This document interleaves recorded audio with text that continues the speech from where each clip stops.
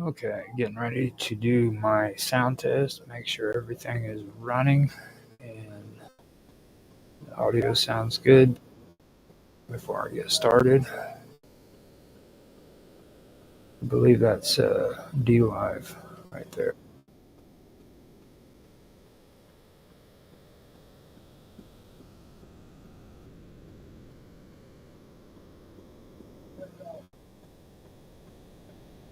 Yep, that's D Live. I can hear my voice, so it sounds good, but it's kind of weird.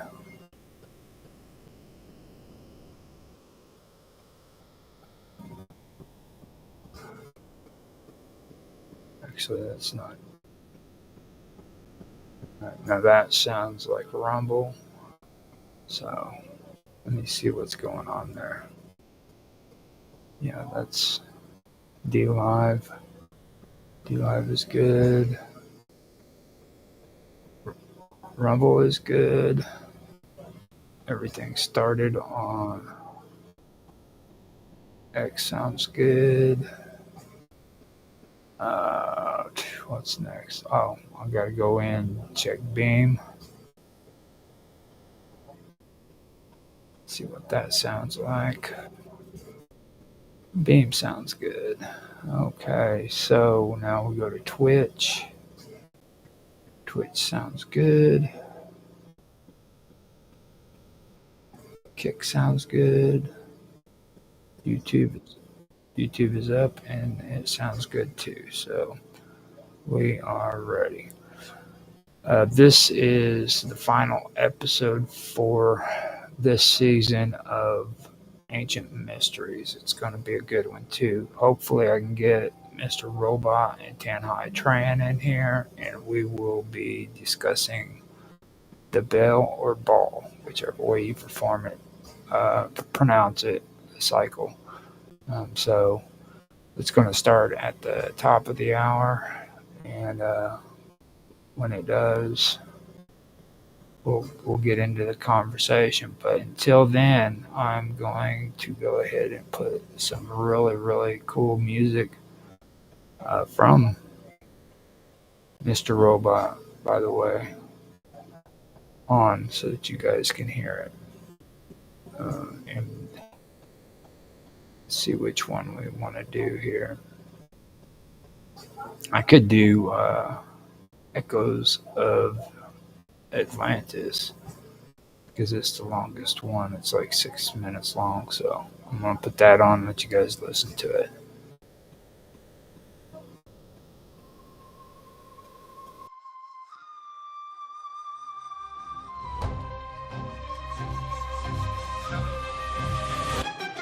Once the gods carved earth like a cosmic chessboard, Poseidon claimed Atlantis, his starborn accord. 10 twin suns, throne of Tridents waves at his command. Empire stretched from bow, big stones to Mayan sand. Monolith stacked like Legos blocks no grain could lift. Sonic levitation, gods don't need pulleys or grit. Athena taught Athens, Hephaestus forged veins of gold, but Atlantis spires pierced heaven, stories untold. Ages of virtue, divine blood pure in the veins. No egregious geodesic temples where starlight reigns, but mortality crept in, diluted the grace. Turn to rust, hubris eclipsed the god fast. Of Atlantis, drowned in the deep.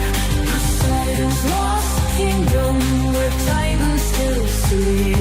From these to Tetraionical to coalition, all as above, so below. Cosmic empire of modern princes of plasma, their thrones now debris. Echoes of Atlantis, where gods walked the sea. Watch the fall, saw vice crack the divine. Pyramids hummed warnings, but they ignored the signs. Sky split with fury, tsunami swallowed their pride. Atlantis sang screaming, but blueprints survived. Arbex foundation, stones that defy modern math. 1,000-ton puzzle, gravity's aftermath. Scholars still baffled how they align the stars. They rode cosmic currents, breaching space-time's bars. Now divers chase shadows, where crystal cities gleamed. AI scans the ocean, but truth a half-dream. Dream free mixes whisper maps in their lodges of lore. Plato's Critics, a metaphor or a war.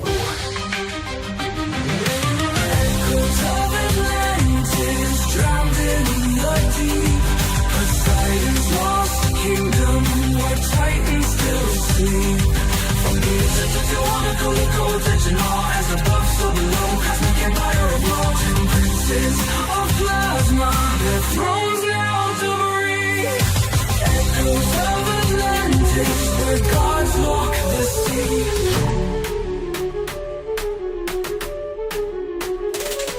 say Poseidon's seed still flows in our veins. In every megalith, every grid that restrains. The Dogon chart Sirius, Templars guard the flame. But Atlantis tech, it's encoded in our DNA's frame. Zeus's verdict was fire, a flood and ice. Yet the Sphinx still stares, whispering sacrifice. Mortal minds crave power, but miss the design.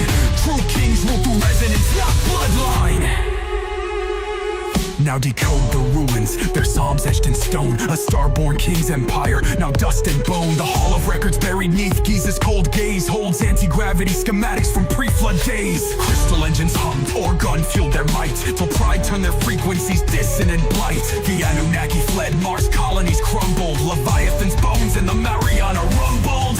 But Poseidon's ghost rides the Bermuda's mist. Evolve past the greed or drown in the abyss.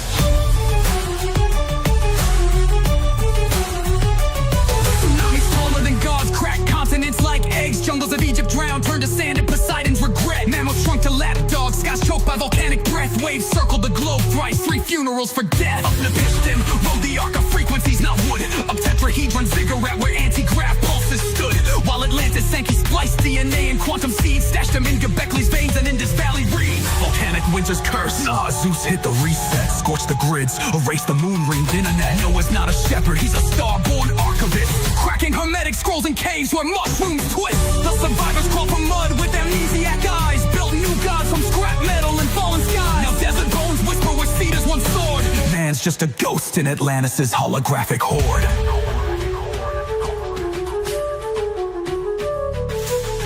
Wasn't water, it was math. A codex purge, Enoch's nightmares digitized in the cosmic surge. As above, so below, the blueprint stays true. Rise from the ashes or drown in what's new. The flood wasn't water, it was math. A codex purge, Enoch's nightmares digitized in the cosmic surge. As above, so below, the blueprint stays true. Rise from the ashes or drown in what's you. Echoes of Atlantis drowned in the deep. Poseidon's lost kingdom, where titans still sleep. From Giza to Tijuana, their codes etched in awe. As above, so below, cosmic empire of law. 10 princes of plasma, their thrones now debris. Echoes of Atlantis, where gods walk the sea. So when you see Stonehenge anchored on fire, know Atlantis lives in the quantum choir. The gods were myths, their mentors in code. Rise from the ashes, or repeat what they owe.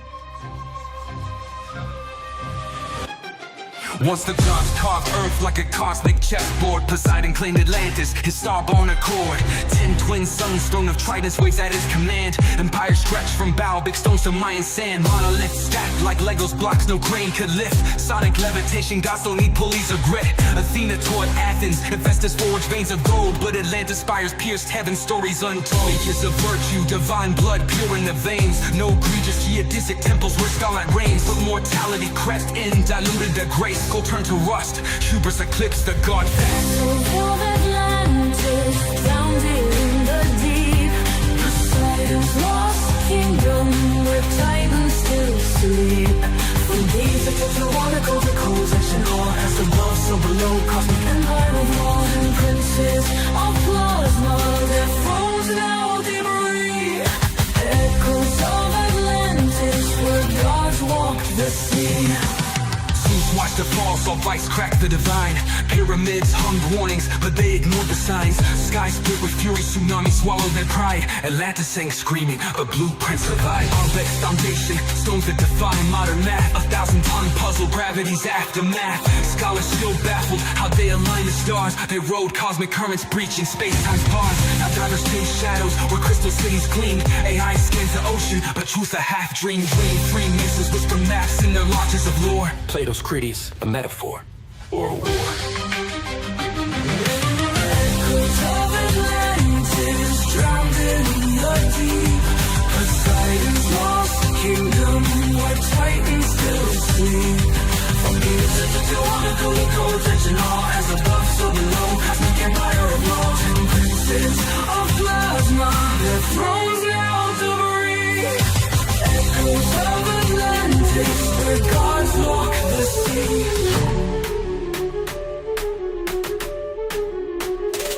They say Poseidon's seed still flows in our veins. In every megalith, every grid that restrains. The Dogon chart Sirius, Templars guard the flame. But Atlantis tech, it's encoded in our DNA's frame. Zeus's verdict was fire, a flood in ice. Yet the Sphinx still stares, whispering sacrifice. Mortal minds crave power, but miss the design.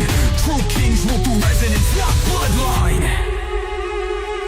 Now decode the ruins, their psalms etched in stone. A star-born king's empire, now dust and bone. The hall of records buried neath Giza's cold gaze holds anti-gravity schematics from pre-flood days. Crystal engines hummed, Orgon fueled their might, till pride turned their frequencies dissonant blight. The Anunnaki fled, Mars colonies crumbled. Leviathan's bones in the Mariana rumbled.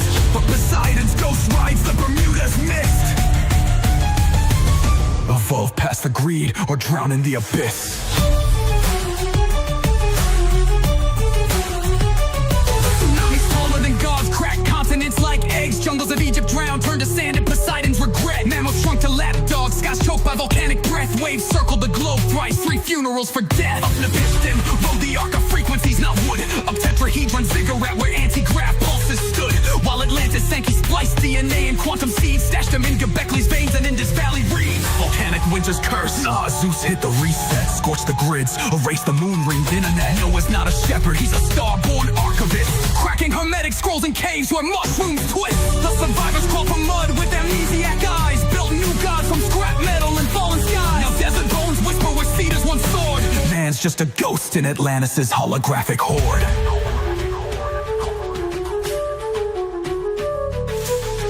Wasn't water, it was math. A codex purge, Enoch's nightmares digitized in the cosmic surge. As above, so below, the blueprint stays true. Rise from the ashes or drown in what's new. The flood wasn't water, it was math. A codex purge, Enoch's nightmares digitized in the cosmic surge. As above, so below, the blueprint stays true. Rise from the ashes or drown in what's you. Echoes of Atlantis drowned in the deep, Poseidon's lost kingdom, where titans still sleep. From Giza to Tijuana, their codes etched in awe. As above, so below, cosmic empire of law. 10 princes of plasma, their thrones now debris. Echoes of Atlantis, where gods walk the sea. So when you see Stonehenge anchored on fire, know Atlantis lives in quantum choir. The gods were missed, their mentors and code. Rise from the ashes, or repeat what they owe.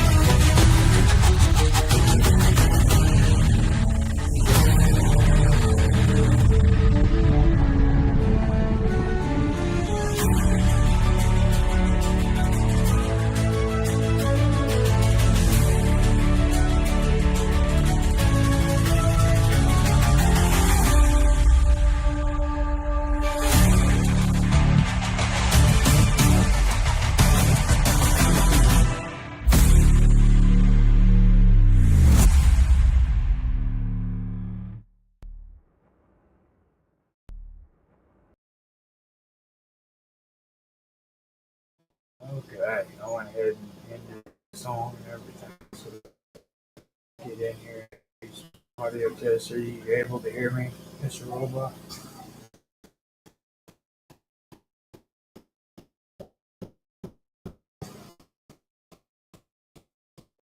Sorry, I just had to find my mute button. Yes, I can hear you. You're just a little quiet. I don't know if I can as well.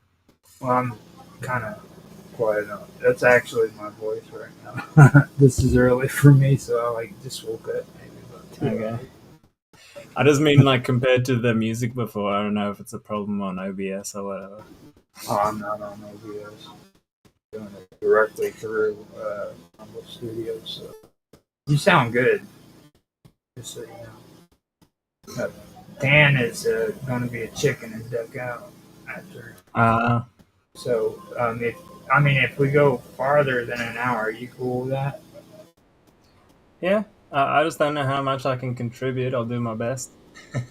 Well, I mean, I know that out of all four of us, me and you're the ones who really get into this more than anybody else. So it's like you have just as much to contribute as what I do. So. Well, let's just jam and see how we go. Now, Mark is in there waiting. He's getting ready to write a message. So after about a minute or so of typing, I don't know if he's showing up or not. Now, later, it's up to you guys if you want to do this, but I'm starting that new stream series in Untethered.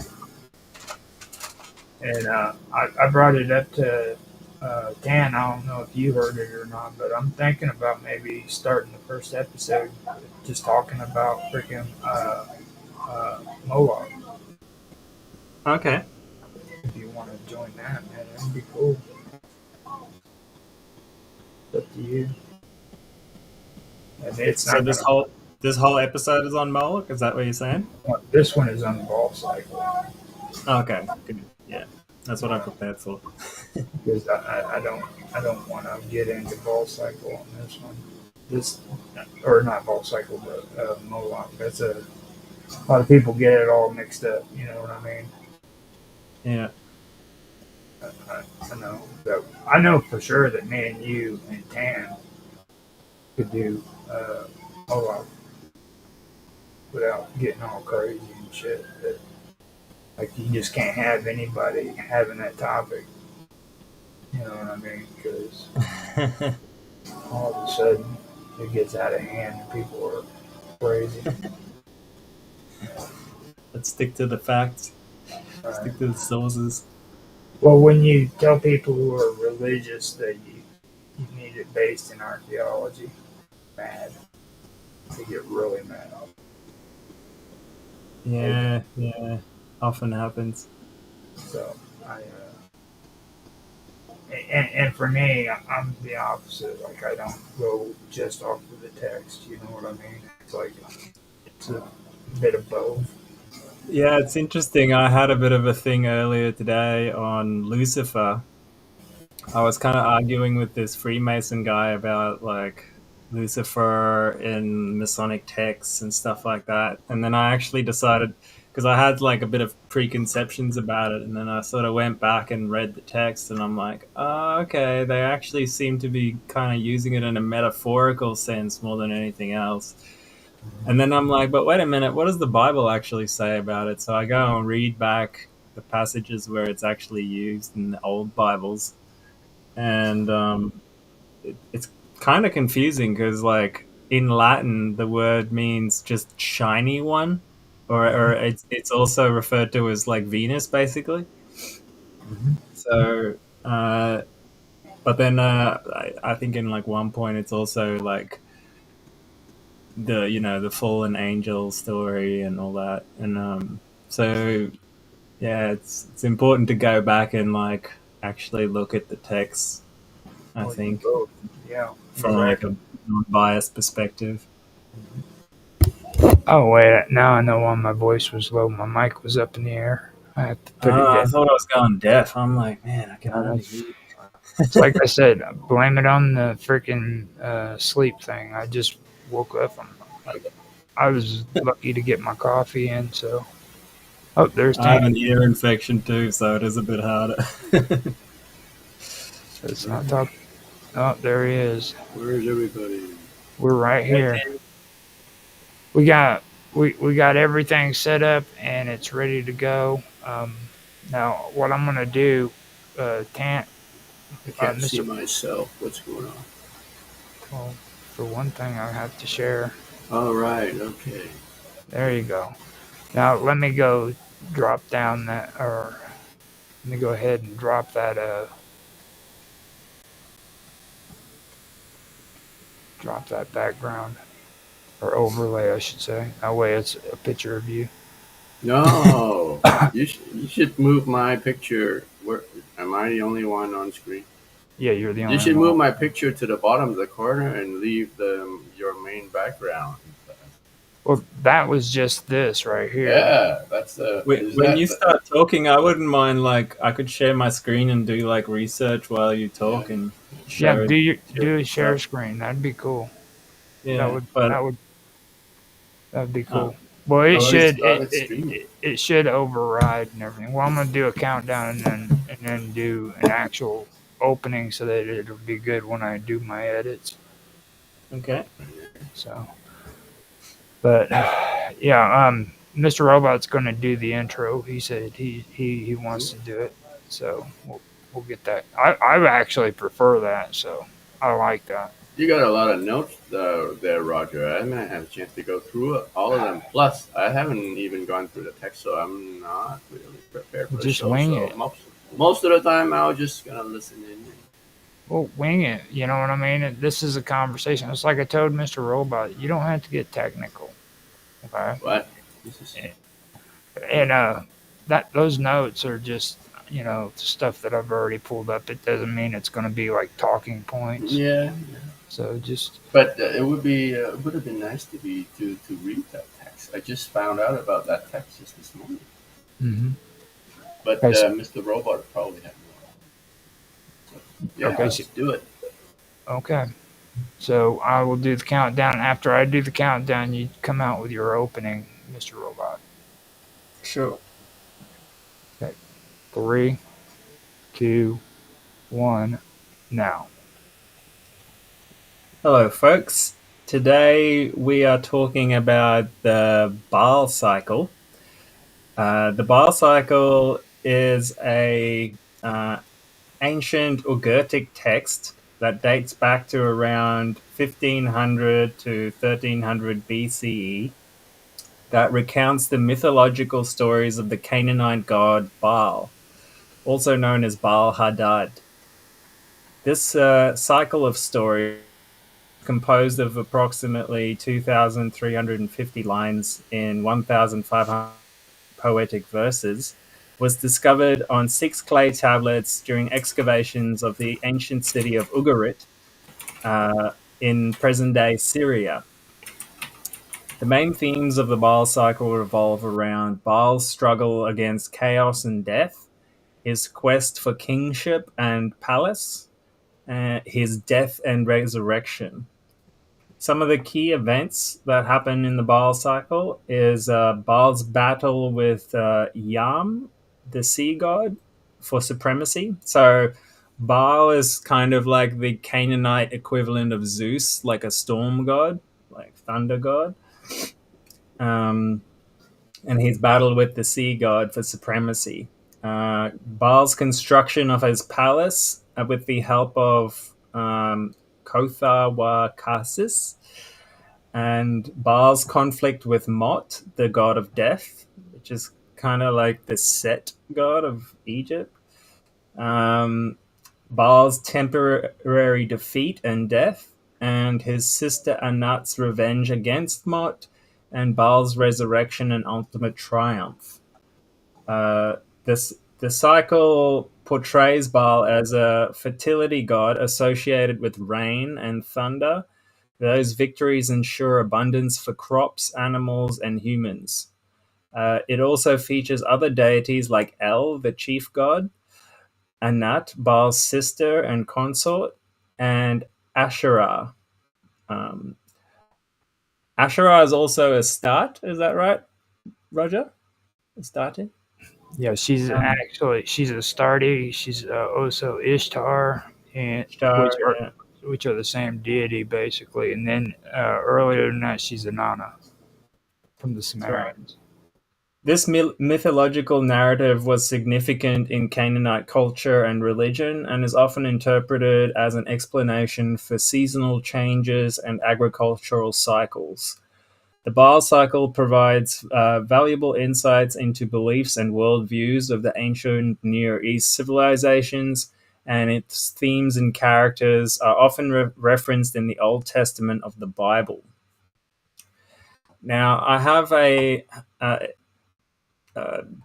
definition here from Mackey's Encyclopedia of Freemasonry, where they say Bel is the contracted form of Baal and was worshipped as Babylonians as their chief deity. The Greeks and Romans so considered and translated the word by Zeus and Jupiter. It has, with Jah and On, been introduced into the Royal Arch system of Freemasonry as a representative of the Tetragrammaton, which it and accompanying words have sometimes ignorantly been made to displace.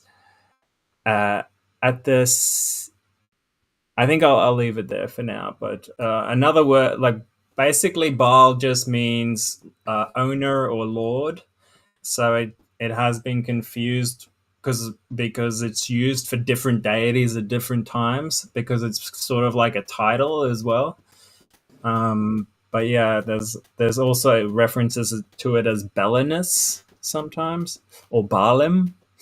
So yeah. It also means husband. Yes. Yeah. That's right. And But it also says here, Belinus, the Baal of the scripture, was identified with Mithras and with Apollo, the god of the sun. A forest in the neighborhood of Lorne is still known as Solverbellen, or the Forest of the Belinus, and traces of this name are to be found in many parts of England. The custom of kindling fires about midnight on the eve of the festival of St. John the Baptist at the moment of the summer solstice, which is considered by the ancients as a season of rejoicing and divination, is a vestige of the Druidism in honor of this deity. It is a significant coincidence that the numerical value of the letters of the word Belinus is those of Abraxas and Mithras, all representatives of the sun, amounts to 365, the exact number of days in the solar year. With that, I'll leave it over to you, Roger. now, when you mentioned Bell too, I also want to point out as well, Bell was the name from the Babylonians and Wait, speak to the microphone. Yeah, your voice dropped out. hold on, let me tap. Can you hear me better? Better. Yeah. Okay, so Bel was the name change that took place in Babylon, whenever it switched over from the old deities to the new ones. So when you hear the name Bel, you're actually hearing the new name that was given to Enki. Just so everybody knows. And with Baal too, when they start talking about the Phoenicians and Greeks, in relation to their deities, it's usually referring to Baal Hadad, or he's otherwise known as Baal Hadad without the H. And that's a mixture between Zeus and Marduk from Samaria, or from Babylon. Do you guys have a good link to the translation of this text that we can share? I don't have. I've got a book here for it. Oh, you got You got a There's hardcover book? readings Man, of it on YouTube if you want to listen sound to like an you're audio version prepared. of it. No, But hey, before we go on, what was that last deity you said? It was Marduk. Marduk. Is that Yeah. like a dragon type thing? Marduk was the god who eventually became the head of the pantheon for the Babylonians after Babylon took power in that region. It's Um, depicted as like a dragon type thing, though, isn't right. it? Yeah, he's the one who actually was the one who slaughtered Tiamat. Human. Oh. Mm. Because there is a part in the Bible that talks about Bel and the dragon, Mm-hmm. Well, and I wonder if that comes from that kind of origin. Yeah. And there's a lot of similarities there too, if you notice it, because like with Baal battling against Mott, Baal's battle with Mott is pretty pretty. It's pretty similar to the battle between Marduk and Tiamat or Tiamat, however you pronounce it. And the reason why I always say that too is because I learned with the word Toth, like they really don't know what the actual way of pronouncing those words are. So if you say it a certain way, it really doesn't matter. There's no right or wrong how to pronounce it. You know what I mean? So They leave like vowels out or something like that. The Hebrews did anyway. I don't know if the Phoenicians did as well. why is it called the Baal cycle? um, it's actually it's Cycle meaning what kind now of cycle of his reign or what? they have actually two names for it. It goes by the Ball cycle or the Ball epic. And it's like the Epic of Gilgamesh was the Right. first epic in history, but there was after that, then you had other ones that were before the Greeks too, like the Ball cycle is actually the Ball epic. I don't know particular. It says here the Baal cycle is called so because it consists of a series of stories that follow the adventures and conflicts of the Canaanite god Baal. Um, I get Okay. I have a feeling it has something to do with the cycles of nature, like Yes. it had a lot to do with the seasons kind of thing. And like they gave sort of offerings for the seasons and stuff like that. Mhm. But it's also known as the Baal Vulgate, isn't it? Really? I have actually heard that. I Mm. didn't really get into what the meaning about that was, but I actually have heard that. Yeah, I And haven't I found like a really good description of why it's a cycle. well at the beginning of my notes, if you notice too, I mean the first thing I come out with, and I agree with you on what you just said, was it contains like several themes, motifs, and cosmological structures. Um, and a lot of this has to do with mythological patterns. It's also got cosmic dualities, divine conflicts, relationships between gods and humans, as well as sacrificial rites. So, so it has it does ring in my On mind about what on you said. the Wikipedia page, there's a link to Mark Smith, an author who wrote the the Eucharistic Ball Yeah, Cycle Volume 1 and Volume 2. probably I the think most authoritative. Volume 2 is accessible from the Wikipedia page, but Volume 1 I just found a link to the PDF. I can share it there. Oh, there you go. I will also. Now, is this on the actual Rumble chat or just between us? On the Rumble chat. You want me to shoot it in the chat room as well? Oh, I can do it. I can do it. It's cool. What is this .ch domain? It's not China, is it? Um, Or probably. Czech Republic? Now that would actually be a better if it was from that region and he's writing that book, he would have probably a lot more background in the subject than what like me or you or Yeah. even Mr. Robot would, because that's actually the region where most of this is has taken place in history. You know what I mean?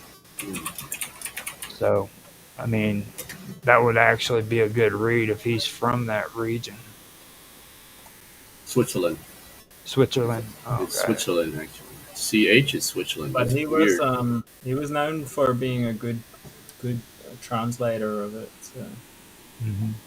So you can see he has like this thunder type weapon, similar to the Dorji or the thunderbolt of Zeus in his hands, Hmm. and He these has a horns that bull's come out of horn. his head. Are those like bull's horns that you got out there? Yeah. But the thing is, he is known as the bull, or the bull of heaven, right? Yep. Mm. Because of he's a fertility god, like and but the horns Right. are actually meant to represent enlightenment, kind of like an aura or a halo in Christianity. Now, It's actually like energy.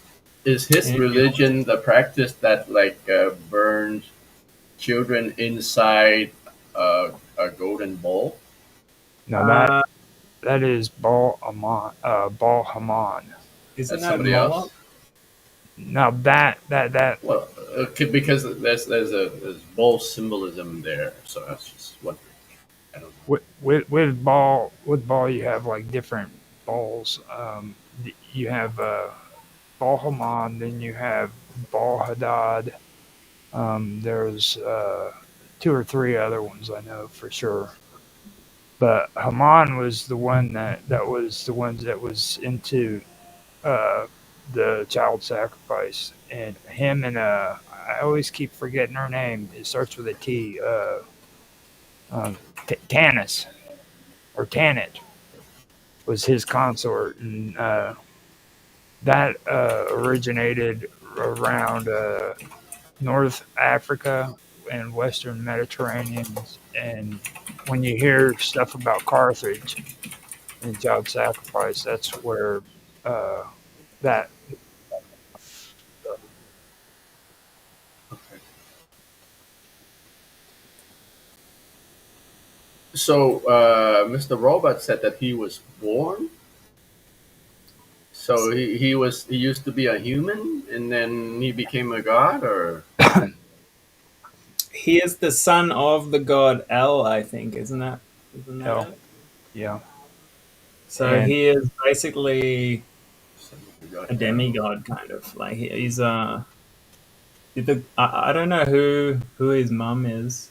Let me see here. now, Parents now, Dagon. yeah, that's Dagon. Dagon. Dagon. Yeah, that's the one that is really controversial when it comes to like Christians and stuff, because there's parts in the Bible that mentions well, back in the day, whenever in the Old Testament, they used to carry around things like the ark. Okay, the Jewish would Yeah. carry the ark into battle, Yeah. and there's stories where like the Canaanites would have their deities that they carried into battle with them too, and there's a whole bunch of biblical writing concerning that. So, but that's Dagon, I believe, who's his. I'm not 100% sure on that, but I'm pretty sure Dagon is involved in there as something too. So I think it depends on whether you're talking about Akkadian or Sumerian lineages of the story. They have slightly different names.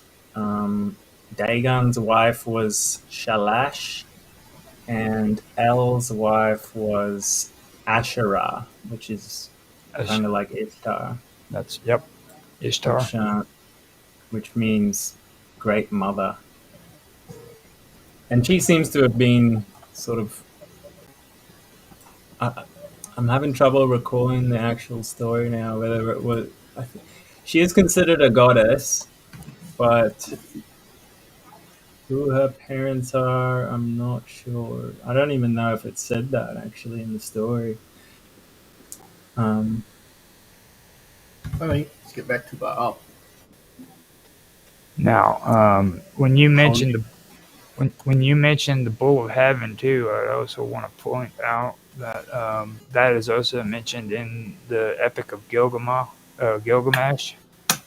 mm, It's actually a deity in the old Babylonian myths as well, where if you remember in the Epic of Gilgamesh, uh, Gilgamesh and Enkidu fought against the Bull of Heaven because Ishtar told uh, uh,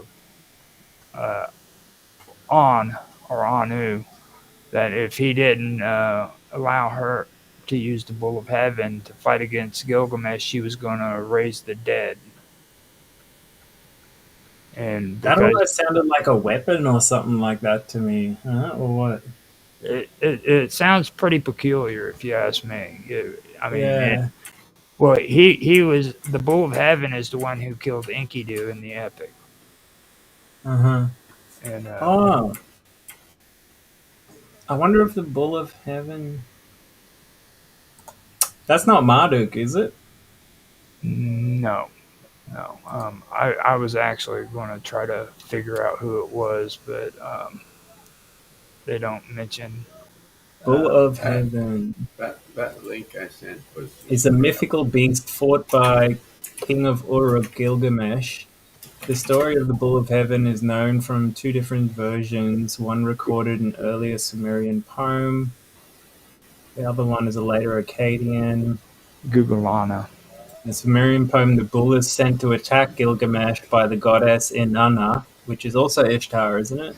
Yep, that's her Uh, original name. for reasons that are unclear.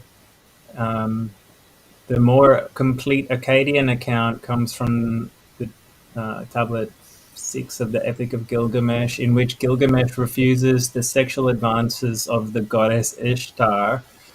Hmm. And then she must have gotten pissed off that he wouldn't have sex with her and sent the Bull of Heaven from her father Anu so that she may send it back to attack Gilgamesh in Uruk, which is Ur. Anu gives her the bull and sends it to attack Gilgamesh and his companion, the hero Enkidu, who slays the bull, and they slay the bull together. So, But hmm. in the process, Enkidu was mortally wounded and eventually died, and that's what sent Gilgamesh on his quest to find immortality because he realized he was mortal. So his quest from that point on is to find out how to become immortal like the gods. Well, this is kind of interesting because these seem like they're parallels. So Mhm. Anu has to be El, and the Bull of Heaven would have to be Baal. And that explains why in the Baal cycle, Baal gets killed by Mot, I believe. Um, yeah, he has a conflict with Mot, the god of death, and he is temporarily defeated and killed. So Mot must be Gilgamesh. So he was born. Was he born or was he created out of some god's power?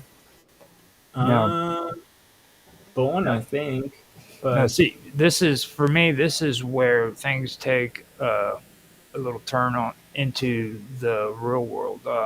Now, this is something that you would know about more too, uh, Tan. You know about Caesarea, Eusebius of Caesarea, Eusebius is the bishop. Yeah, he's the right? bishop of Now Caesarea. he wrote a book called The Argument Against the Pagans, and he was talking a little bit about this. He didn't get very much into it, but All right. he did discuss it. And the thing he mentioned that I believe is true, that is Senechinathian, okay, before him, made a comment that Who? people. Senechinathian, he was a Phoenician. Uh, well, he was kind of like what, well, an archaeologist would be today. He was like he would gather information and tell the history from that perspective, from all the Okay, information he okay. found. And he made the claim that people were taking and deifying human beings. Yeah, Okay, okay, okay. so So Baal was human that who got deified? I believe that there is a good chance that happened. Just like I also think there's a good chance that Thoth was Mhm. actually deified, and he was a human who actually brought language and mathematics to Egypt. So there's a good chance, in my opinion, that he was How? And that's also. what Eusebius actually said too. I'm trying to. I actually translated one of his texts, and yeah, he goes into basically tracing all the way back who the historical characters are and who they became deified as, and all this. It's really interesting. Mhm. It I really actually is. really like his book. That That's I one. sent it to you. That histories of of the Phoenicians. Oh He yeah. goes right into it there. Now, this is a PDF, right? It is. Okay, but Um, it's got a link, but I want to double. How long is this? So none of you have seen this text which Not one? of Psycho. the bar. Um, I have a translation of it here somewhere if you want. Okay, how long is it? How long? How many Oh, it is pages? huge. It is It's huge. long. Okay. Yes, But it is.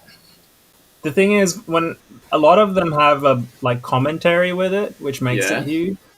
But Yeah. I recommend actually just listening to someone reading it because you can listen to the whole thing in like 16 minutes. Send the link to the YouTube reading. Okay, I have it here.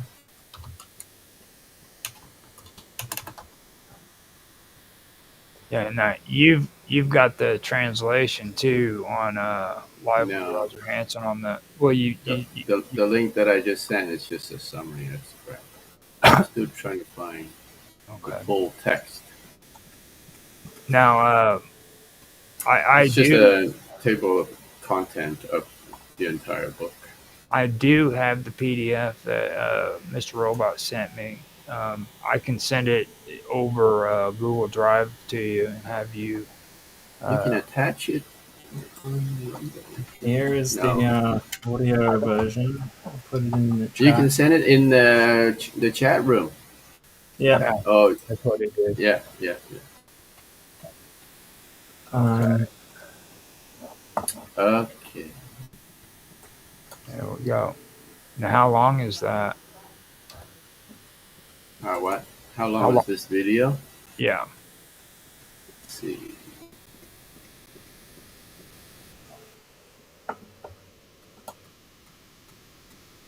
It's only 16 minutes. Like, do you guys want to play it? I don't think we I'll be should. up for it. Well, I mean, You get into copyright. Remember? yeah, we'll get into YouTube. copyright and stuff too. Yeah. Remember YouTube. It's on Hey, YouTube. There's Mark. Mark is here. There you Yay. go. I am indeed. Right. There you go. Welcome. What do you This guys is think this third hand is here? third hand. Oh. Um, That's not well, the he's bull the of god of Ephron, is fertility, isn't it? That Right? that would be his penis. Yeah. it? He's the god of fertility. Come on out of his fertility. belly button. Now, So interesting. Yeah, I'm still wanting to see the full source text. So there is a religion, in the, I don't know what, you go through your talking point, and then I can just comment. now, also, just to point it out to anybody who is listening, they were very, very, um, what, penis oriented in the ancient world. Just so people know, like Fertility oriented, man. well, what do they? they call it like a certain terminology, and I keep forgetting it. But Phallic. phallic. They were very phallic. Like, Good call. Mhm. So you're going to find a lot of references to masculinity and the penis when it comes to Well, it was a symbol of like fertility and renewal, right? right. They saw the god as like How did he get resurrected? Who resurrected him? his sister resurrected him. Oh, Yeah. His sister consort, sister slash consort. Anat. Now, he was the storm god and the god of fertility. And, How so? His sister was also A goddess, a goddess, yeah. And like a goddess of was war and hunting. She's like, was he not a god before he died? That- he was. no, How not- he how battled couldn't another he god. resurrect himself? Why did his sister have to resurrect him? see, He was dead. that's actually a good question because that's something that I found out too. Like old gods in the old beliefs. Okay, they didn't see gods as being immortal. Well, immortal maybe where they could live forever, but they didn't see them as being invulnerable. Like they could actually die. The And Greek gods were in vulnerable, right? no, actually, No? Kronos was killed by Zeus, and Oh. what was his name? Was it Eusebius? I believe that Zeus Yeah. cast it to the earth, and he was crippled. Not Eusebius. Who was that? It was the guy who does the forge. Oh, right. I forgot his name, but yeah, these deities weren't portrayed as like being invulnerable and everything. Like they actually had human traits. They were actually kind of more like aliens, we would call them today. Right, Well, right. actually, No, we would, if you want to compare them to heroes. They were heroes. Yeah. Well, yeah. I mean, I mean, the in the Greek chief mythologies, they have god, gods and they lived in also the have sky. heroes. Yeah, you're right. What did you say, Mr. Robot? The chief gods like El or Anu kind of lived in heaven in the sky, and they sent their children, which is like Enki and all those guys, down to Earth to sort of govern over the humans. And they ended up infighting among themselves often and killing each other and stuff. So, Right. yeah. Now- Did they have? Bible So what kind of heroes. godly powers did Baal have other than fertility? El, Baal. El, you talking about El? No, Baal. Hell yeah. Oh, Baal. Now, Baal was, I believe it was thunder or lightning like Zeus does, Like because Zeus. like Zeus, and that's what I was saying at the beginning. He's a combination of Zeus and Marduk, which, by the way, I didn't know until I finally did this research. So, that's one thing that threw me off, or that really woke me up to a lot of things, because I didn't realize how connected the Phoenicians and the Canaanites and the Greeks and all of them were. Like, I personally believe that they actually knew more about their surrounding cultures and the other religions around them than what we know today. Like, in reality, we know less than what they did. You know what I mean? Well, yeah. Being honest, I mean, they just, not only do they know about their religious beliefs, but they know about the other religious beliefs around them, which I found really, really amazing.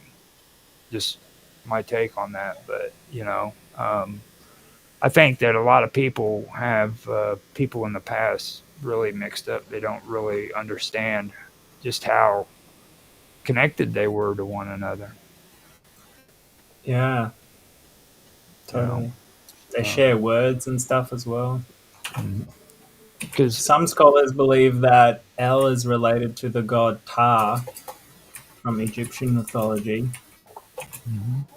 and because another connection is seen with the Median angel Pathil, whose name combines with both terms Ptah and Il, which other people think it's Kothar wa Kasis, which is another character in the story, actually, of the Baal cycle. But when you look at the god Ptah, he's got green skin, like Let Osiris. me share this Yeah. slide. And he has this like strange rod thing that looks more like a So energy device. I found this chart on Reddit that shows the Canaanite pantheon, right? So Baal is somewhere near the bottom of the hierarchy. So at the very top, there's this.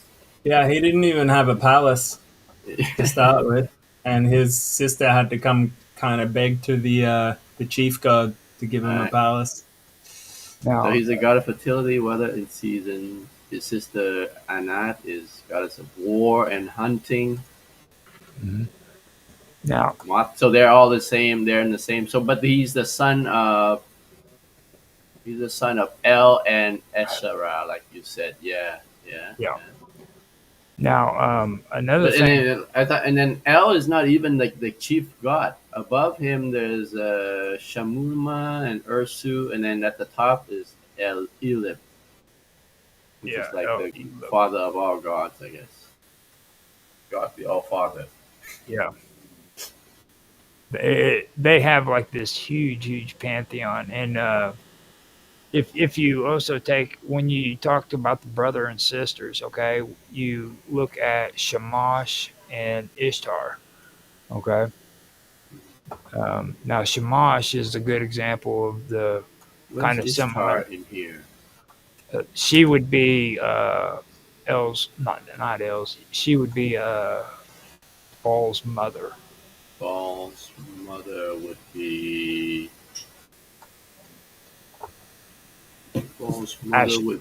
Asherah. Asherah is the equivalence of Ishtar. And Ishtar's brother was Shamash. And Ishtar's brother was not on here. Utu Shamash is what his name is. Utu, UTU, and Shamash. That must be El in this chart. Utu.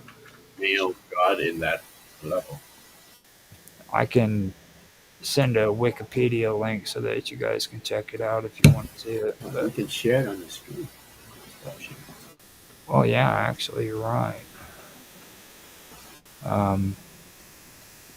This would be. Shamash was the sun god, believed to see everything that happened in the world every day, and was therefore responsible for justice and protection of travelers.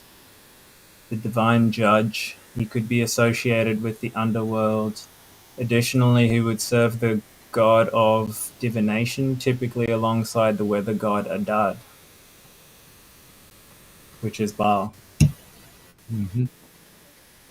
Yep, actually, okay, we're getting past 40-minute mark. I have 20 minutes. Do you have a lot to go through in your talking points?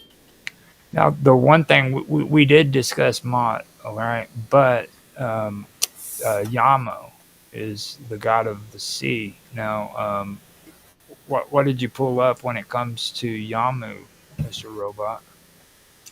Yamu? Yeah.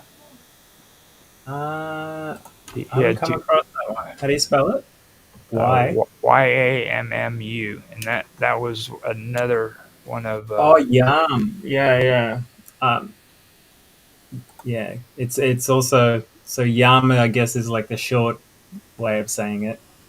Yamu must be when they refer to it. Yeah, yeah. Um, Yam is the sea god, worshipped in various locations in the Mediterranean coast, kind of similar to Poseidon, I would say. Mhm. Because I've been on that coast in the Mediterranean, and there's a lot of towns and cities that still have like statues of Poseidon. Um, The Baal cycle, he is portrayed as an enemy of the weather god Baal. Their struggle revolves around attaining rank in the king of as king of the gods. The narrative portrays Yam as a candidate favored by the senior god Al, though ultimately it is Baal who emerges victorious. Yam nonetheless continues to be referenced through the story after his defeat, so he's not killed. In texts from other archaeological sites in Syria, attestations to Yam is largely limited to theophoric names. In Imar, he was among the many deities venerated during the local festival Yukru, which took place once every 7 years. So, Yeah. Now, see, I too. with these two, you've got Mod, which is death, and then you have Yam, which is the sea god. And what I've been learning here is like there's like this duality that takes place, and you can see it all across these different theologies. Okay, now Well, get this. In the Hebrew Bible, Yam appears to be an enemy of Yahweh, yeah, and it's presumed that his presence reflects the reference of a shared West Semitic tradition on early Israelite literature. So it could be that Yahweh is actually Baal, because he's the opponent of Yam. Yam Yah. the one thing that really sticks out to me with it is the battle between chaos and order. And I've been finding out that like chaos and order is actually the true meaning for good versus evil when it goes all the way back to the pagans even. You know what I mean? They always represented chaos and order as being good versus evil. Mm, You know what I mean? And mm. if you even if you look at like the Bible, okay, look at how the earth was created according to the Bible. You know, it was Yeah. created out of the void, which is just in like in a lot of the Phoenician beliefs, they believed in the primordial ooze. You know, Isn't chaos actually a god too in Greek mythology? yeah, I Chaos. believe so. Not a god. I think it was a titan. If I Yeah. remember correctly. Yeah, it was a titan, so prior to gods. Um, And I that think you is might. Yeah, yeah. no. What I got was Paul's struggle against Yamu. Yamu represents the conflict between order, which is the fertile world that's symbolized by Baal, and then the chaotic, destructive forces of the sea, which is symbolized by Yamu. Um, this also parallels with other topics like chaos in the Greeks and Hellenistic traditions, where they always talk about it. Then you have Mot, who signifies the battle between life and death, and that connects the rebirth cycles in many mythologies. Now, the Ball cycle in the Ball cycle, Ball is defeated by Mot and descends into the underworld, and then he returns and he restores life, which echoes the rebirth themes and dualities that we see in gods like Osiris, Dionysus, and other figures that represent life, death, rebirth cycles. I read that all right. Mark is the goddess of order. Mhm. No, Mot. Mot is the. Or did you say Mot was the goddess of order? In Egyptian mythology, yeah. Oh, Ma'at. That's different. Yeah. Now What did you say? Mot is MOT. Oh, Mott. Well, I was wondering. Yeah, okay. I was wondering if they're the same thing or not. Well, Mott is Yes. interesting to me because me and Karma went through this the first season that I did this. Okay, now Mott is weird because it has two meanings. Mott is a deity, but it also is the name for the primordial ooze. Okay, and out of chaos, order is comes order is the way they basically believe in it. Like the stench and the stagnant smells of the freaking of mod, the putrescent odors, and all of that is what created what we know as the world today. Okay, And Roger, I was just going to ask, is there a direct connection between the two I, entities? Between that's Mott and Mart. yeah, but well, Mott is a deity, or are you talking about Mott from Egypt? Uh, well, I don't know what. You confused me now. Yeah, you have So Ma'at. Mott is the goddess of um, the god of death, basically similar to Set in Egyptian mythology. In Egyptian. Oh, yeah. Okay. Yeah, Now the term Mott is god of the also underworld. now the term Mott is also used by the Phoenicians as the primordial ooze, and you'll hear about that too, and that's in their creation myth. Which that's what I was saying. That was kind of odd to me. You know what I mean? Because it went Mm. from that to a deity, um, and you Is there notice. any direct connection between?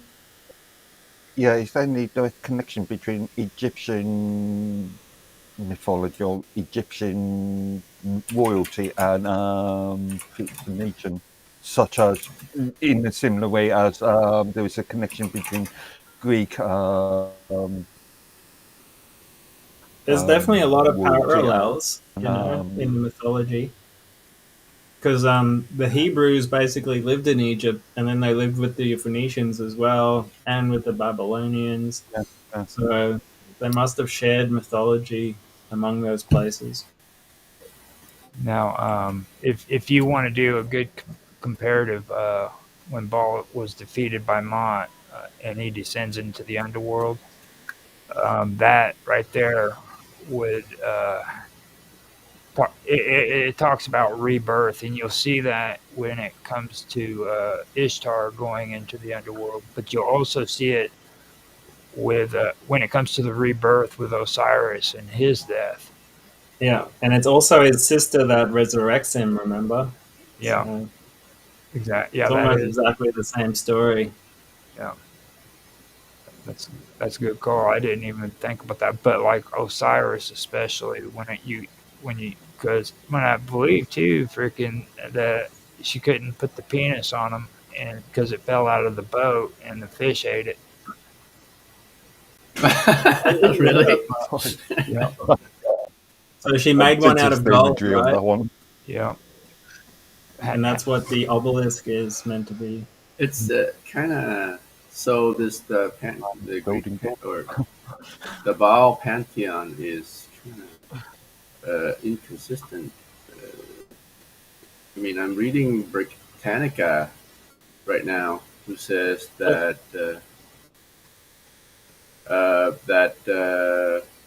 so we saw that Esra is Baal's sister, right? Hmm.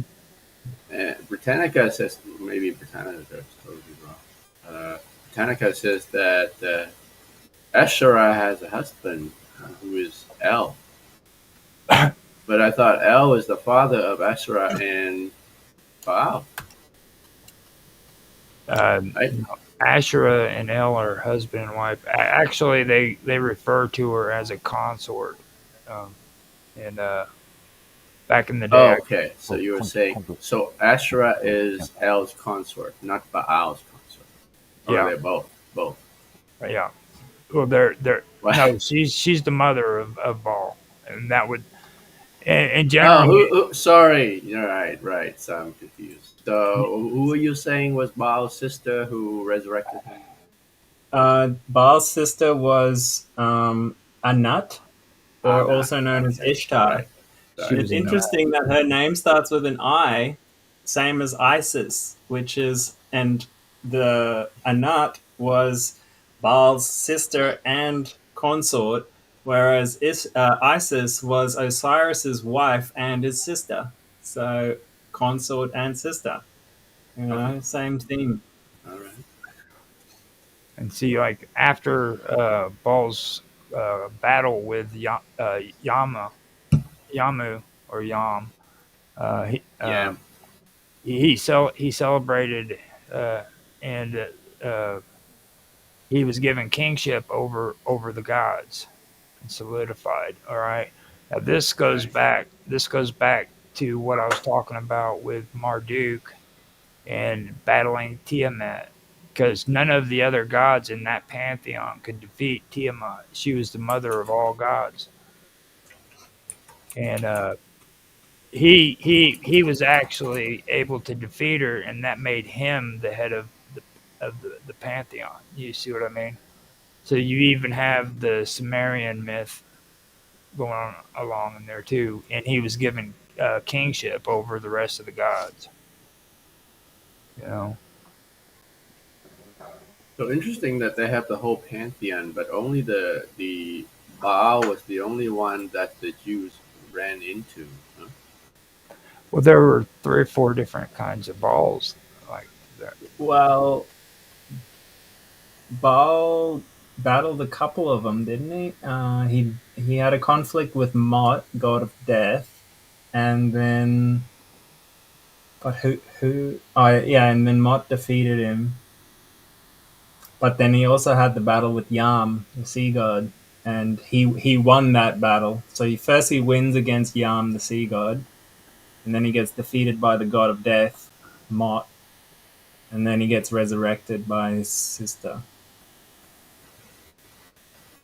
Yeah. Okay. So I'm talking about. So Which in is the Hebrew Bibles, they didn't run into these deities themselves, just their worshippers, right? So in the first book of Kings, there was a battle between uh, Elijah and the priest of Baal, right? Who they were challenging. So he was challenging the priest of Baal to raise fire out of the sacrifice. So like, that that says something about Baal being a god of fire. Yeah, I've actually been going through some of those notes too, and that's something that like this thing about fire and water we were talking about in chat. I think that is probably the most amazing part about this concept because you start getting into purification rituals, and I want to be able to actually have a conversation on that. That's why I was asking you guys if you wanted to do another show on that new series that I'm going to be doing, where we talk about Moloch, because there's a lot of different things going on there. I mean, I was really surprised by that, and I think what I was telling Robot was I think me, you, and Robot could actually do a really good show on it and not get all crazy, you know, yeah, because I'd be up for it. well, We Mark, already watched that movie last time. Mark, we can have him come So on, but he might get rowdy and start getting all Mark? Well, Mark, No way. relation to what? but Moloch. That might Was start. Mark there when you last did the show with Kama and about Mola? No. I think No, so. Okay. Maybe. No. We both missed out on the fun. that one was probably one of the streams that you would have really been glad that you missed out on. Hmm. Just to let you know, I that's the one I told you about where I lost my streamer Yeah. Jerry. Yeah. He actually said it on his live stream. What? Yeah. Now, Sorry. He cut it out on the recording. Okay. I now, actually like I the totally Egyptian missed story that. because it's so much more complete and it goes for longer. Like it goes into how basically after Osiris gets resurrected, he has a son, Horus, and Horus has another battle with Set, and then I think Set becomes the father of Anubis, and it just keeps going and going, you know. Whereas like with the Mesopotamian ones, we only have very partial parts of the story, you know. now, so you when it comes to what we were just talking about and about Ball, okay, what's going on there is it's all about the sacrifices. You know what I mean? Like what Tan just brought up. And sacrifice to them was a way to ensure cosmic order. You know what I mean? That's Uh, right. there's a theme that is it resonates with the idea of divine authority. Um, That's right. They had to appease the gods back Is then. it? Yeah. Is this the idea where it comes from that the humanity was created to serve, to be the gods' slaves? yep, pretty much. Well, see, not only were that we were slaves, but like the ancient gods, they actually fed off of our prayers and off of our sacrifices. It fed them. So Mm. when you went and you sacrificed an animal, It made them stronger. you made them stronger. They fed off that. That was their nourishment. But also, that kind of got Terry corrupted Pratchett. over the years with the priesthood, where the priesthood would kind of trick the kings into believing in these deities, but then they would really sneak into the temple through like a hidden door and eat the offerings, so, and sell some of the offerings and stuff like that. So the priesthood became really powerful and like fat because they just demanded all these offerings all the time. And that's the story of Bel and the dragon in the Bible, where David goes on and shows the king of Babylon, I think it was, that now you're actually, you know, worshipping a false god and you're being tricked by the priesthood. And he goes on to go, well, one of you are going to die. Either you prove to me this god is real, in that case, David dies, or if you can't prove it to me, then you're gonna die. And basically, they they locked the door and sealed it with this king's ignet ring. And then the next day, the offerings were gone, and the king's like, "Wow, the gods are real." Then David goes, "No, look at the footprints on the ground. You see?" And then he could see like women and children's footprints on the ground, and he ended up slaying all the priesthood because they lied to him. I like Terry Pratchett's the author of the Discworld series concept on this, in which he states that God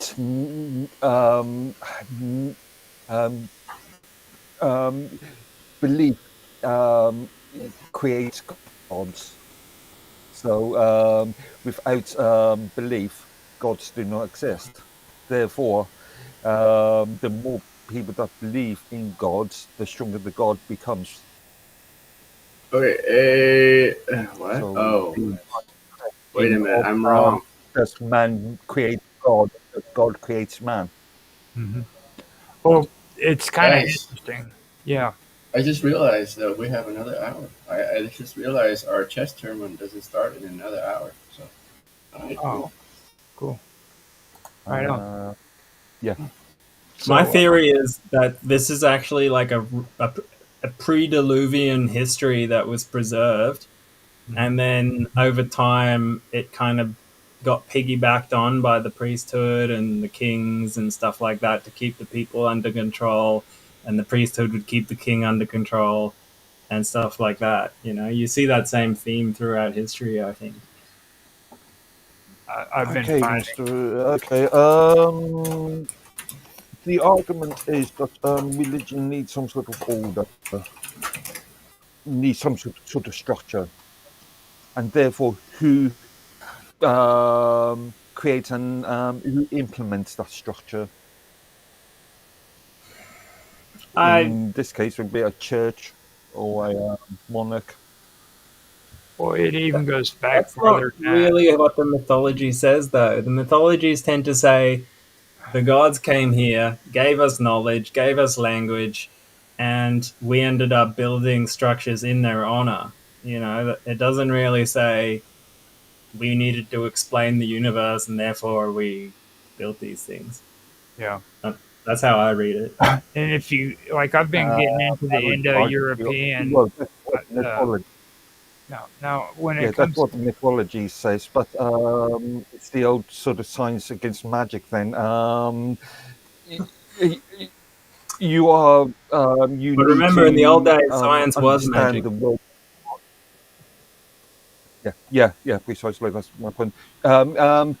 You need to, as an individual, you need to understand the environment you are in.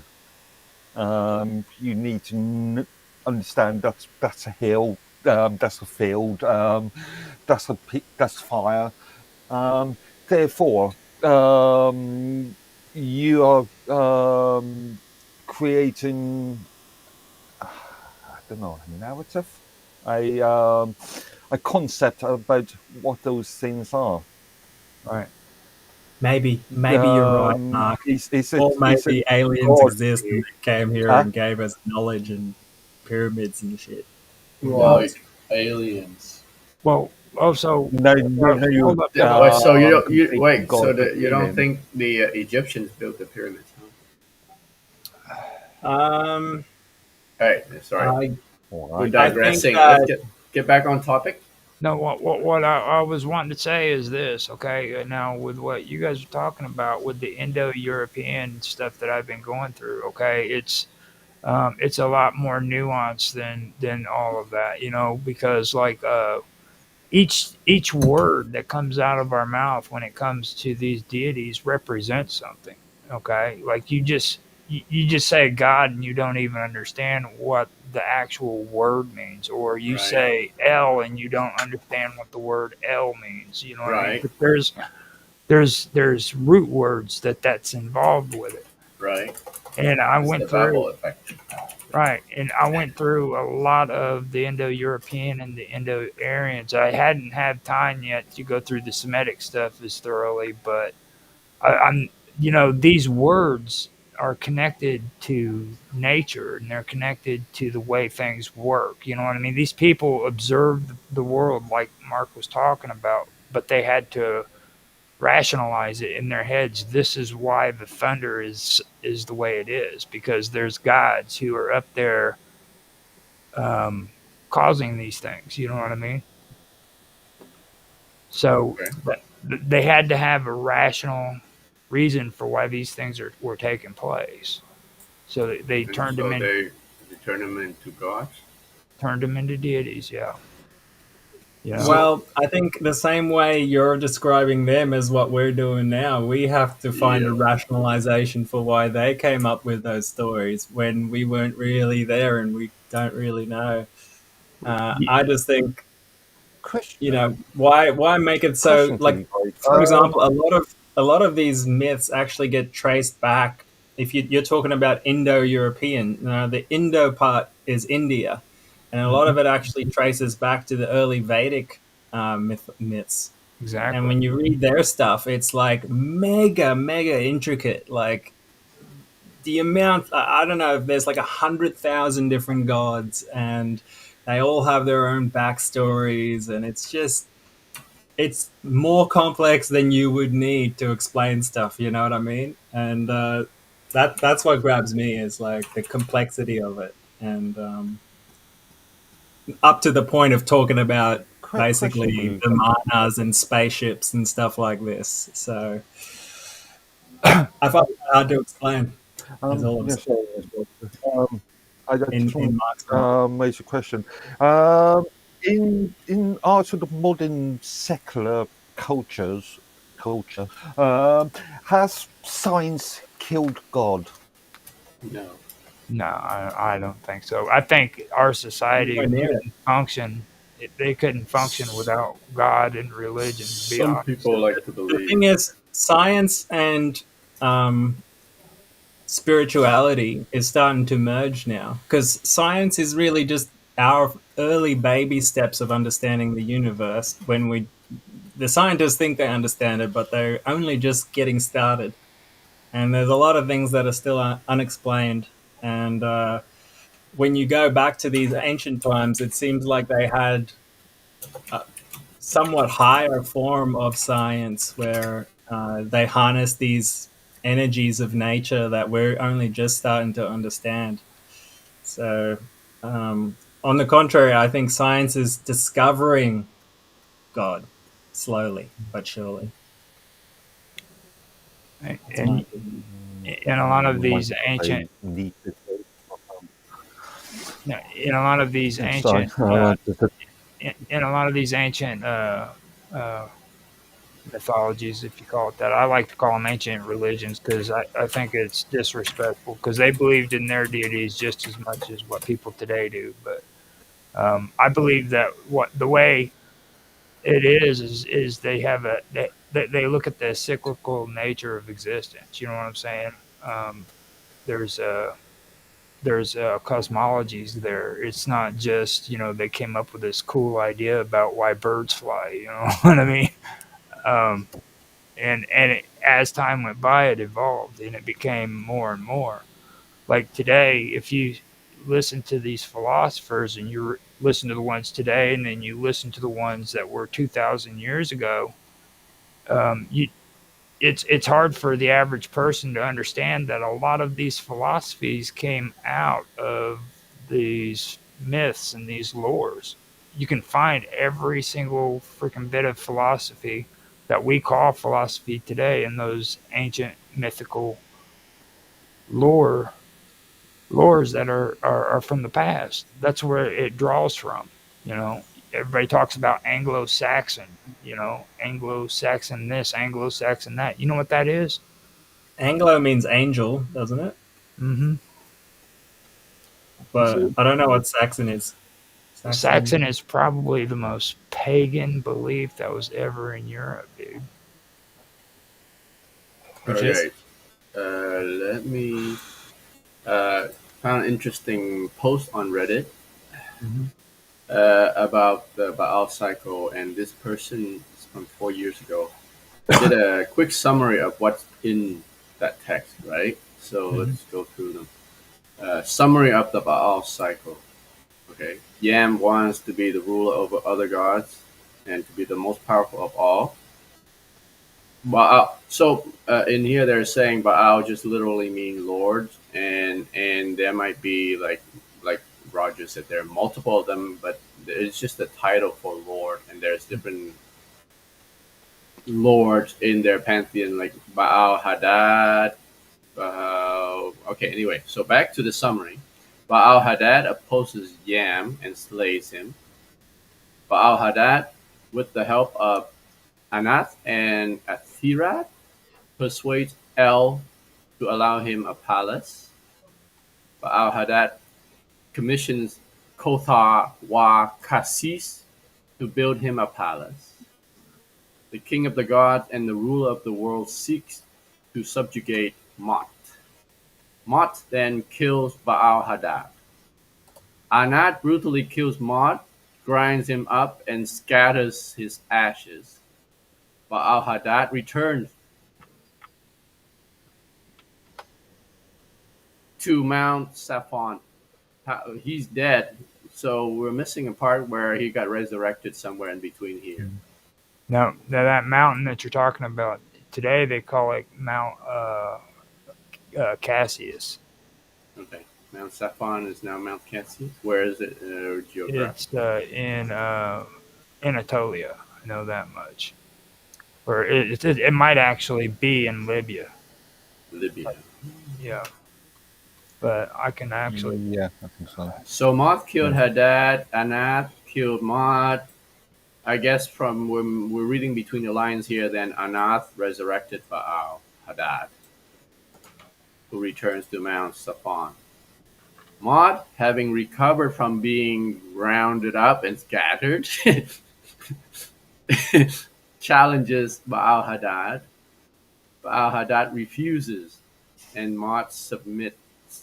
Baal Hadad then rules.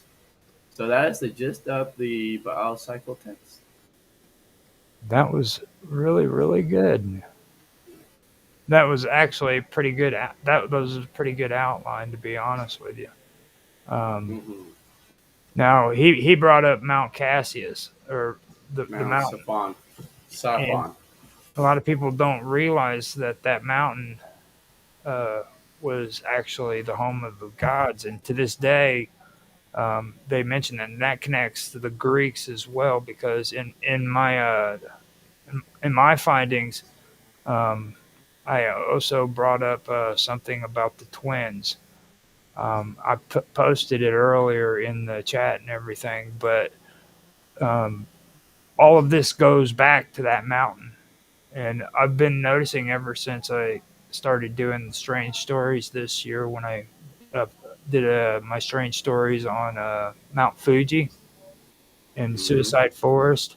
It just kind of went way, way in a direction I didn't expect it to, because all of a sudden I'm learning about like mountain worship and the way people worship trees and things of that nature when it Well, came. I mean, mountain is the basically the ascent. It represents the ascent of man to something higher, and the ancient people used to worship gods up in the high mountains, Hmm. and In the and Baal cycle, it was the Mount Zaphon, Mount or Saffron. Yeah. Saphon, Yep.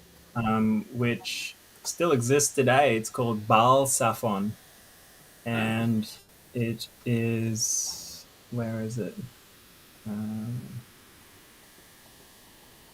translates to land of the north. Did you figure Where is out it? geographically where it is? In fact, just look It's up. the now Jabal Accra is the one I've got, and that is supposed to be the mouth of the Orontes River on the Syrian, and that's on the Syrian and Turkish border. Yeah. So first millennium Assyrian texts mention Baal Zaphon as the name of the mountain itself. Locally, the mountain was Syrian worshipped Turkey in its own border right. is Yeah. Syrian Turkey border is what Gemini tells me. It's where, um, in Hebrew scriptures, the Israelites were instructed to camp by Yahweh across from the place named Baal Zaphon, uh, in order to appear trapped and thereby entice the Pharaoh to pursue them. This must be during the Exodus. Mm-hmm. Okay. So I wonder, is that the same Uh, as Sinai or what? Mount in Exodus. What is that Mount? Mount Zion was in Exodus. Sinai. Now that one is right next to Jerusalem. Mm. That one is a different mountain altogether. But it goes back to what I was saying too. You find a lot of mountain worshiping. Even with Noah, Noah went up on the mountain to Mount get the. Sinai, right? You're right, Mr. Roberts. You know what I mean? He even went up on the mountain to get the the commandments. You know. Yeah, Um, yeah. and you'll see that all over Yeah. every religion, pretty And much. then in, like I mentioned in the Book of Kings, uh, Elijah battled the priest of Baal on Mount or near Mount Carmel. Carmel. Yeah.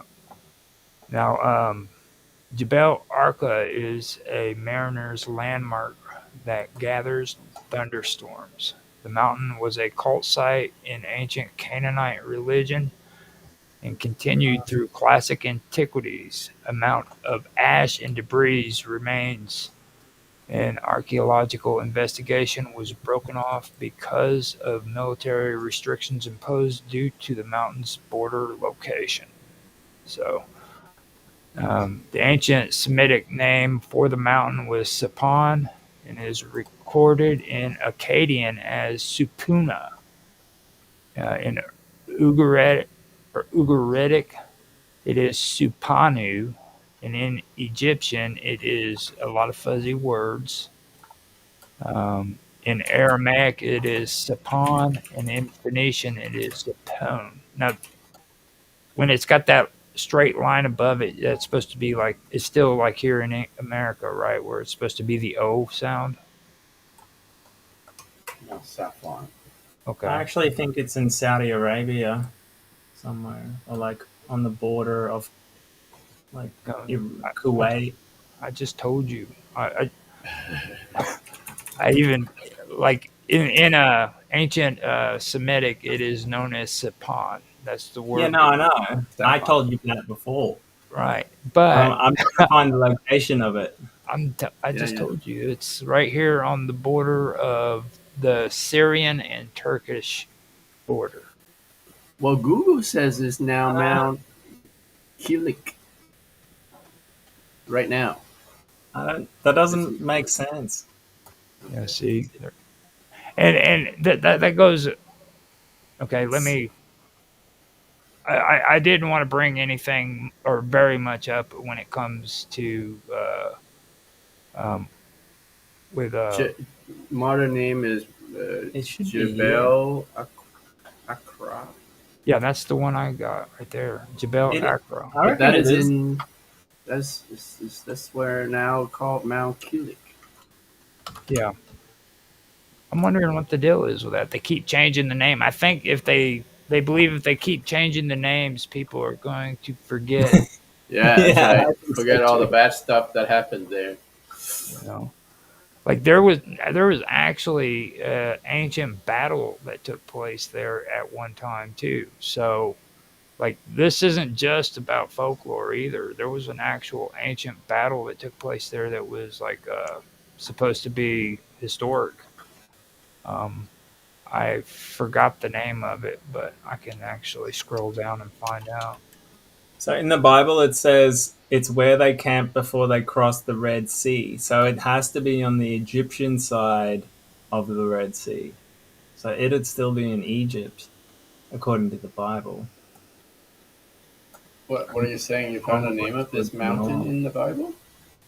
It actually is referred to as the land in the north, so it's got to be somewhere in North Egypt.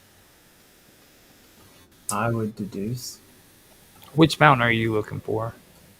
Mount Baal Zephon. Yeah, Baal Zephon would be another one, and that would be in Egypt. So, Baal Zephon is the location mentioned in the book of Exodus as the site where the Israelites camped before crossing the Red Sea. It is associated with the Canaanite storm god Baal, who is worshipped in various, Mesopotamian religions. That could explain why when Moses came back from the mountain Sinai, worshiping the Hebrew God, he found his people worshiping the bull, the golden calf. Yeah, that makes sense. now Which what I've is got interesting because here is the they must have Hurrians. gotten that from Egypt then, because I always thought they got it from Babylon, the whole bull worship. Hold on now. Now the Hurrians called it this mountain Mount Hazi, and they considered it the home of the store god Teshub. Now the Hittites continued his worship, celebrating Teshub's victory over the sea in the song Kamarbi. found in the capital of Hattusa.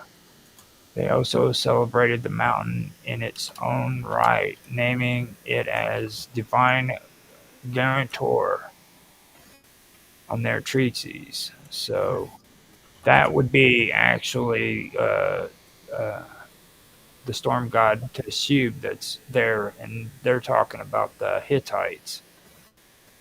So Hmm. that All right, is guys. that's not Time Paul. check. It is now 4:20. I'm going to heartbreak in 10 minutes. Okay. Listen to this, guys. The largest mountain on the Egyptian coast near the Red Sea is Mount Catherine, also known as Jabal Kathrina. Jabal, get it? All right, doesn't Jabal just means then mountain?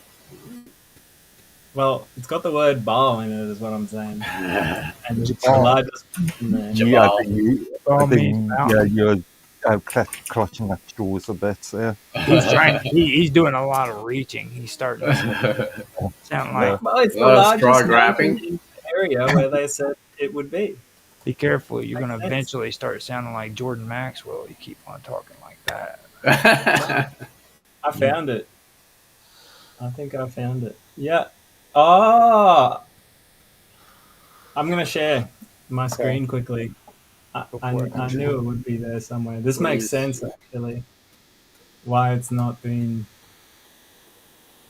Now, just Jabal so in the Bible is also a son, a descendant of Adam. a descendant of what? Adam. Adam. Whoa, hold up. I actually heard something that pertains All right. Jabal. So- I mean, it's just the so name see, Jabal. It's Yeah. where they camped before crossing the Red Sea. And here it says the largest mountain on the Egyptian coast is Mount Catherine, Jabal Kathrina. Jabal. And this is it here. It's actually just over the water from the Gulf of Suez. All And it's right, kind of okay. at the tip of the Red Sea. now. Right. Where was Aaron? Aaron buried at? It's a huge mountain range. Hey, You could kind of picture gods living here. Like, look at this. robot, It'd be a difficult terrain to climb through and stuff. Mr. So Robot. in the Baal cycle, they say the god lived nested in the mountains, and Hey, that's where his abode was. where did Moses bury Aaron at? Ararat, wasn't it? Okay, so Jabal is Arabic, meaning No, I don't know. mountain or hill. Yeah, that's what it is. I figured he got carried away and started. I figured it was like Jabal is he's Arabic. done good so far. He hasn't mentioned freaking remote viewing at all. Jabal is just actually, an they Arabic do a word remote which means mountain on or hill. Moses. So But look at this mountain range, man. It's huge. Yeah. Huge. now Sinai, I actually found out a lot of cool stuff about that area. Like there's a lot of archaeological sites there that aren't even being really checked out there. Like you know how we were talking about the Semitic language being two separate types. There was the Northwest Semitic language group, and then there was the African Orient. What was Afro-Orient, Oriental or Asiatic Semitic group?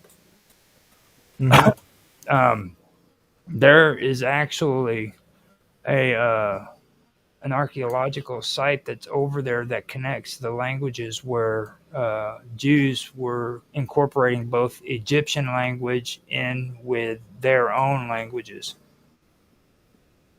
So I thought that was pretty cool. There's parts that were in the Bible that were taken out because it was kind of controversial. Like there was a woman who was supposed to be a hero that was in that region, and they had a lot of stories about it, and it was really weird when I heard it. Is all I'm saying. Like it was a real strange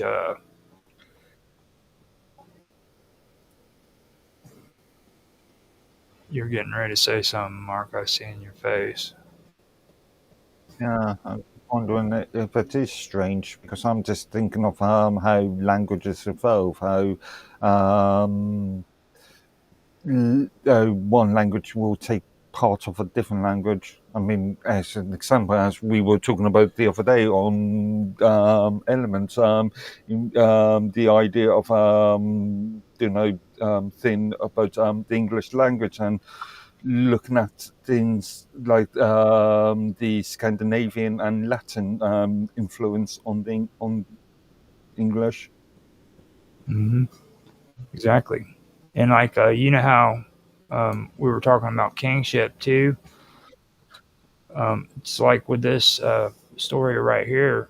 The most important part about the ball cycle is it established kingship. When it comes to Ball's kingship, it aligns with a lot of things other than just Phoenician culture. You know what I mean? Like you'll see it with that. You'll also see it being done with Marduk.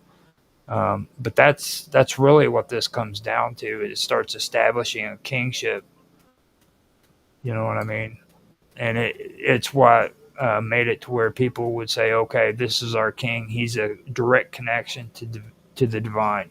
You know what I To the mean? gods, divine right of kings. Hmm.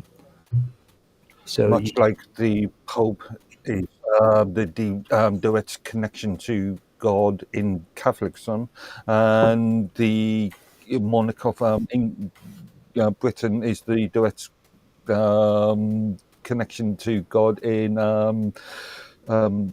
Anglo Yeah, but in Church of England. yeah, the Pope is not a king. no, he's not a king. What is the spokesperson for? Well, that depends on Is the he a definition of spokesperson a for God? king, but in modern, He's like God's prime minister. yeah, Yeah. Well, we like to call him yeah, the intermediary. once. The intermediary. You, The, be careful. Be careful where you tread here. You got a Catholic in the room, so the real Mount Sinai is still disputed. Hey, no one has really Oh. found it Hmm. you know. And until I was I going to think I bring. found it, guys. I think this is it. I think it's this mountain. Well, it's supposed to It be would have to be. half. It would have to be between that first mountain and Israel, and this is the only big mountain in between, and it's pretty big, and it's got the water and stuff coming out of it too. Yeah, that's the key point right there. That's where the water was supposed to come out when he hit the rod on the ground and the water came Yeah, up. yeah. And look at it. Can you see the picture? Yeah. See the water coming out of the mountain? Mhm. Hmm. They even have these burning bushes here. Looks kind of like acacia trees. And there's a split in the Technically, they're mountain. not burning bushes. They're not light. No, there's a tree called burning bush, isn't You it? say that they're burning. They think it was an acacia. I think it actually says in the Bible it was an acacia. But yeah, here you see the water coming out of the mountain. It's crazy. That's pretty cool. And you definitely would want to stop there if you're going through the desert. You know what I mean? With me, I was just completely amazed with like the number of similarities between a lot of these belief systems, these religious practices and stuff like that. Even though they like you have the Semitics, of course, but then you had the Aryans, and they were all in the same area, but and they had their different belief systems. Don't get me wrong, but there was tons of similarities too. Like the whole mountain worshiping thing. It's all through it. And when I say Semitic, I'm not just talking about the Jewish. I'm talking about the Phoenicians and the Canaanites too, because they were Semitic as well. You know, and they all practice it. Even the Indo-Europeans practice mountain worshiping, and then you come to the worship of trees and stuff of that nature. You know what I mean? Um, and then cardinal directions and the four winds. You guys know about all that, right? That was like the primordial. Nothing reminds me of the conversation we had with Mia about Majon. But yeah, it's related. Sort of. Mountains always make me feel like I'm closer to the divine. They're just so huge. It makes you feel like insignificant and small next to it, you know? Or even volcanoes. If you've ever seen an active volcano, it's like you're right there with the gods, you know? It's crazy. Well, see that in a pagan point of view, though, that is very spiritual. A volcano is, and it's like with Mount Fuji. That's kind of what got me started on it because Mount Fuji's ground is solid volcanic rock, and everybody calls the suicide forest a silent forest. Like you go in there and you hear nothing. Okay, now that would be because of the rock formation, and then there's like three major caves, volcanic veins that run underneath it. And one is got ice that builds up in it, and it's always cold. Another one has got wind, and then the third one is got freaking like moss all over it, and it's silent. When you go in there, you can't even hear your own echo. All of that is symbolic too, and it kind of makes you think that maybe there is something going on there because you have all these elements in the same area, and everybody wants to come up with their own theories on what's going on there with the suicide forest, but they don't want to talk about Mount Fuji and the forest together. You know what I mean?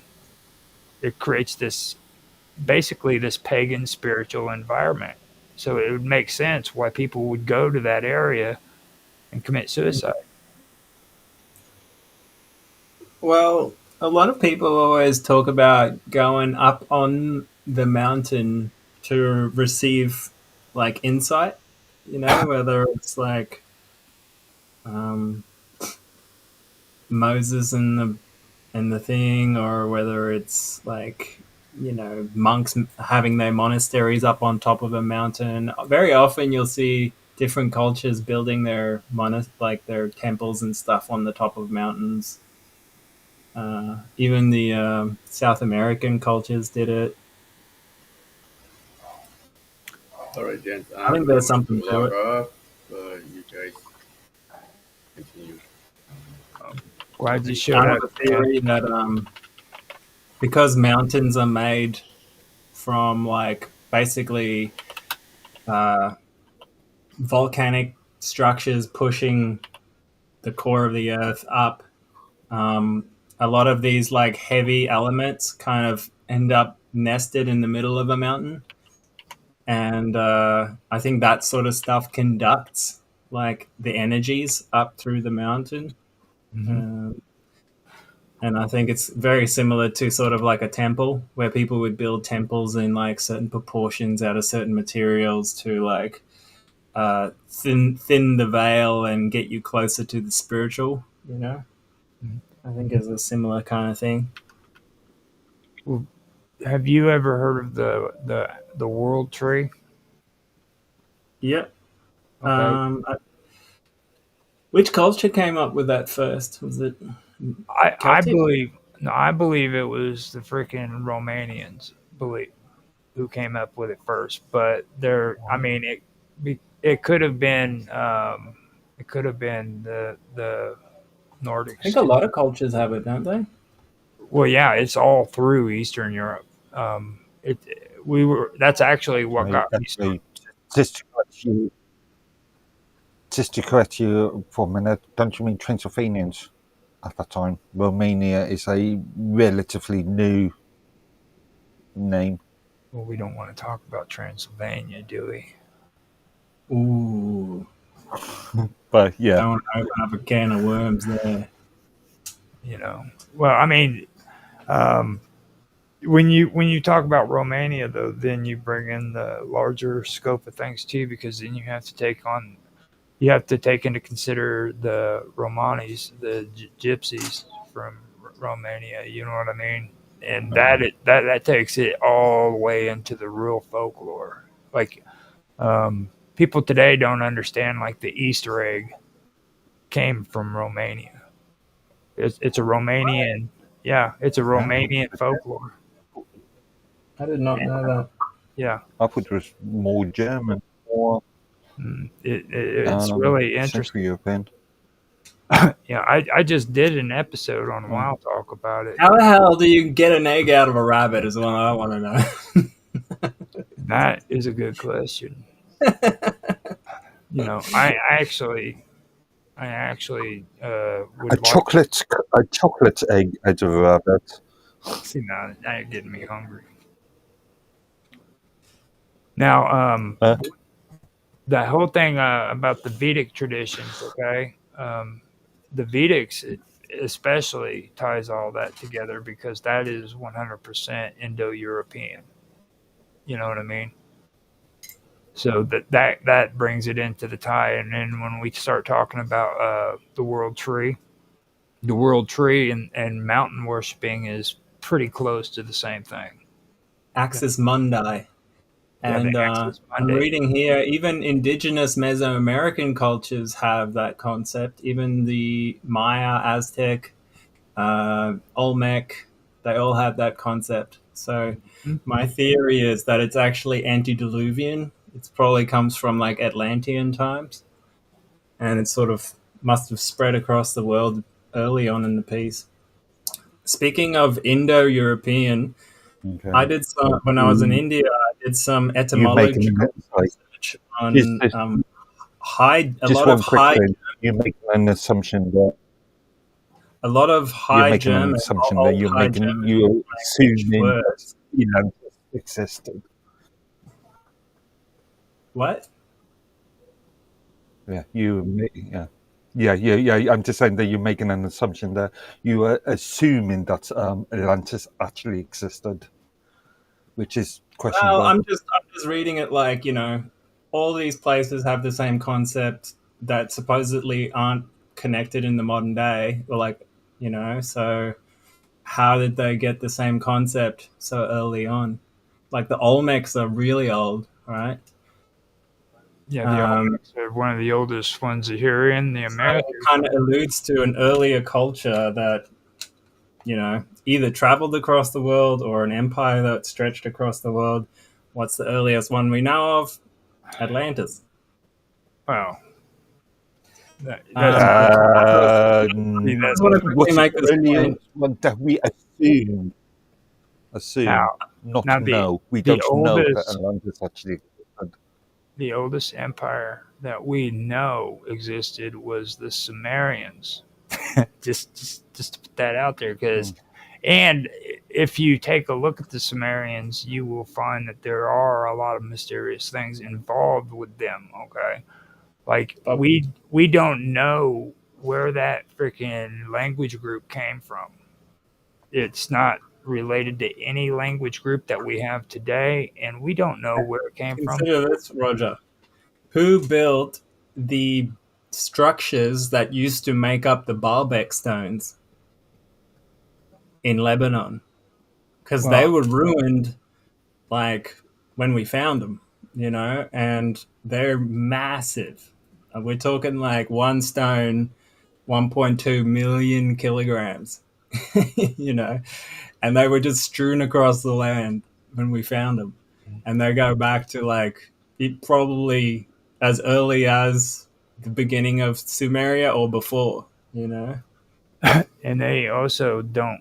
They've for the longest time. This goes back thousands of years. There's always been lore that giants were the ones who built Baalbek. I mean, and this isn't like some new alien. Well, we can't move those stones today. I don't know how the hell they did it, to be honest. I'm just pointing out the fact that, like, this isn't like some new age UFO thing. I mean, this is stories that go all the way back to ancient times where they talk about giants were the ones who built those structures.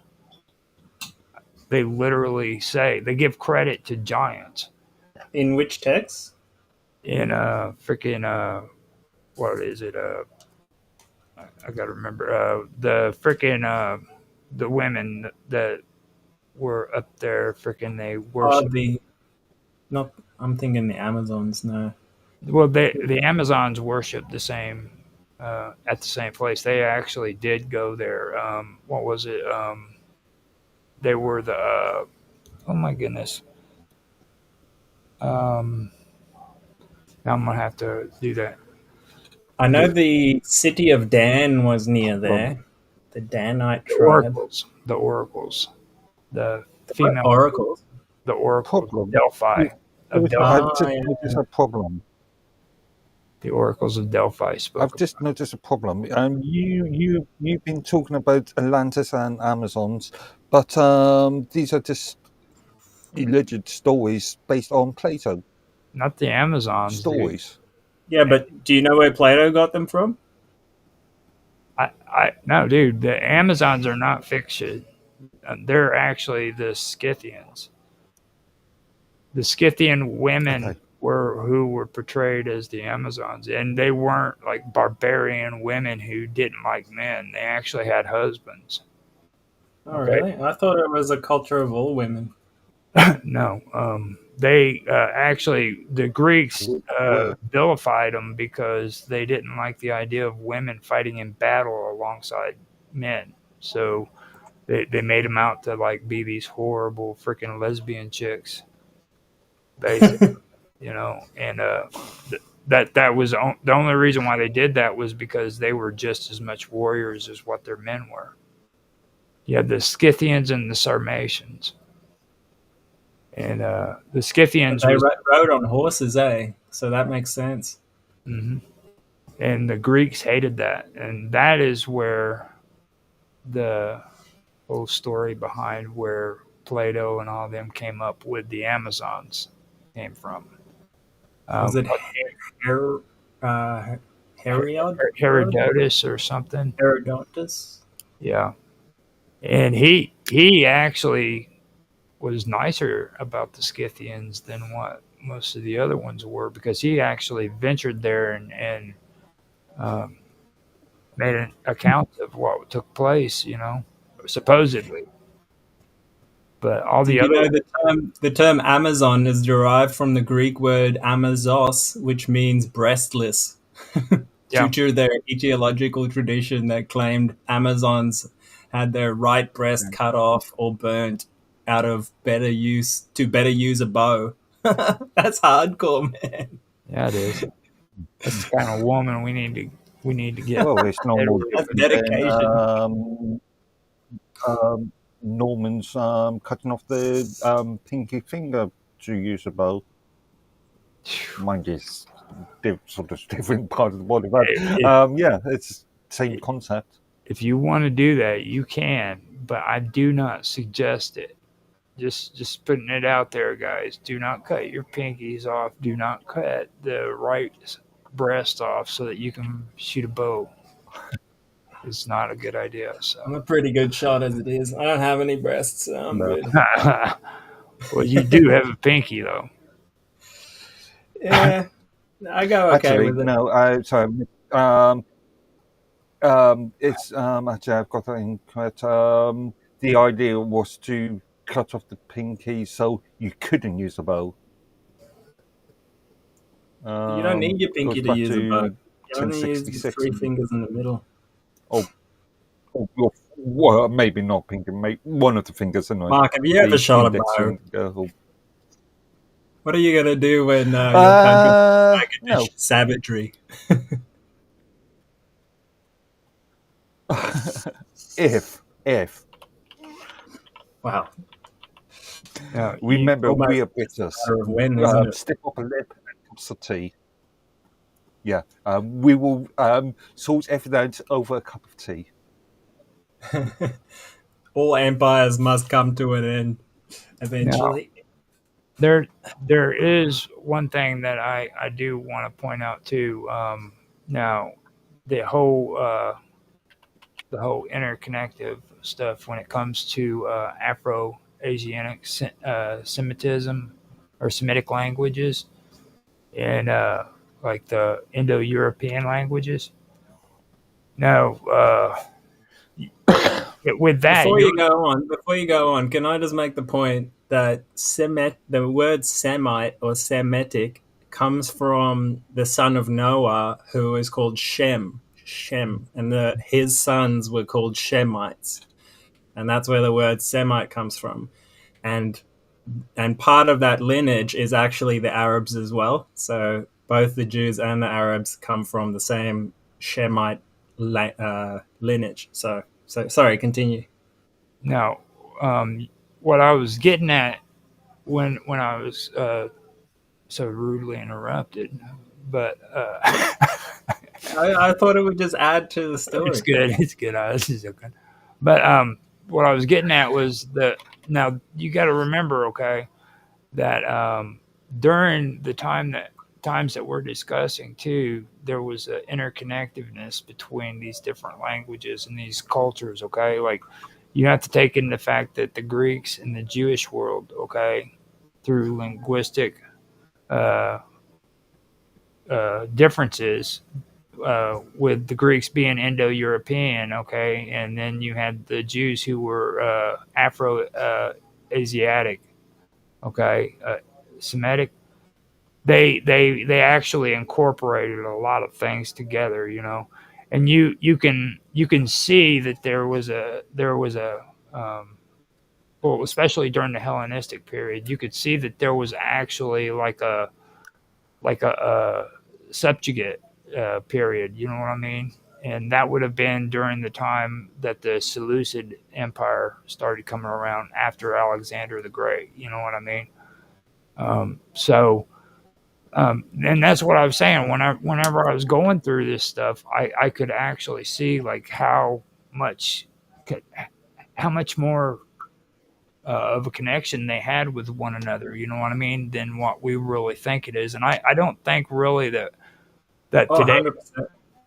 you know, I was in Turkey, and I went to one of the museums there and stuff, and you could see like in ancient times they had like gold from Egypt there, and like gemstones from Babylon, and like you could see the trade routes and stuff. Like really early on in the piece, they were like trading amongst that whole region. You know. Yeah. Well, like what is the museum? The not the Natural History Museum, the museum that contains the Elgin marbles. They've had an exhibition like that for a long time. It's very similar.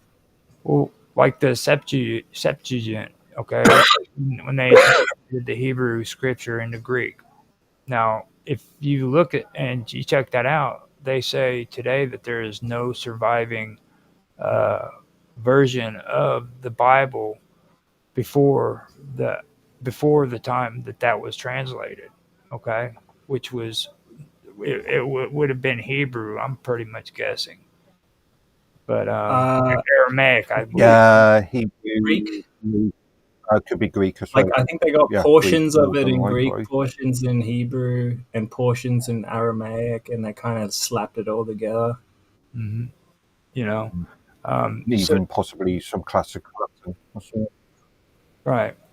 Now it's like when we were talking about L. Okay, now you've got to also take into the consideration the god Theos. Okay. And that's the Greek term for God, period. All right. And then you look at freaking the Hebrew term Elohim. Okay. And then you look at freaking Elohim is plural, right? So El is singular, and Elohim means plural gods. Yeah. So there's that linguistic overlap too. You know what I mean? Yeah, totally. You can just see it. And that's something that I think needs to be pointed out as well. Like there's a lot going on, and it's more nuanced than what people make it out to be. You know what I mean? So Definitely. when it comes to that stuff, that's the kind of stuff I look at. You know what I mean? We could have gotten on here and we could have had our religious debates and gotten into big arguments and stuff. But that's not how we usually do it. You know what I mean? That's why I like doing these shows with you and Tan and Mark, because we actually, have real conversations about this stuff. And that's what it's all about. So that's that kind of I relates. love the cross comparison between religions and seeing where the different ideas come from, and sort of like following the river of mythology up as far back as I can. That's what I'm all about. And when it comes to languages as well, you often can glean different insights between different languages, because they have the same word in different languages in different ways, like L, for example. Mm-hmm. So Well, look at Zeus and Hades, and compare Zeus and Hades to Semitic gods like Baal and Yahweh. Look at that.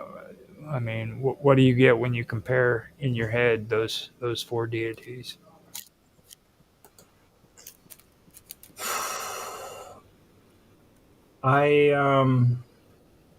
What did I say before?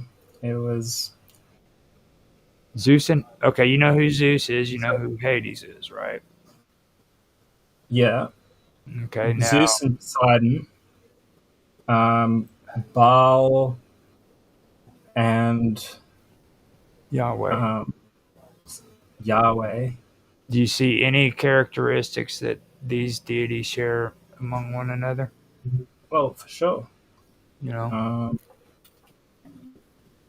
Zeus was the thunder god. Yahweh. Was Yahweh ever associated with thunder? I don't quite know what Yahweh was associated with, be honest with you. I could pull that up. As a matter of fact, I probably should have done this already.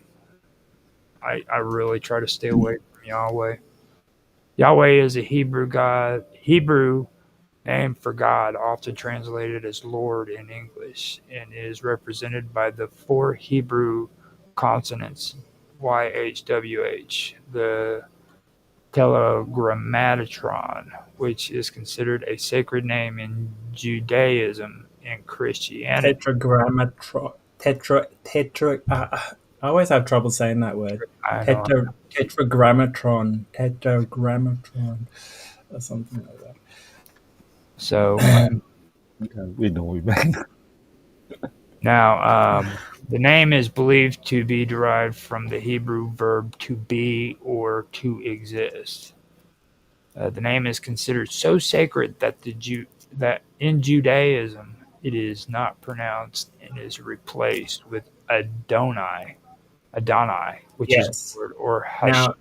Now, this is actually interesting. This is the lost word of Freemasonry, right? Is the word of God, the lost word of God, and in various texts, it basically sort of alludes to that.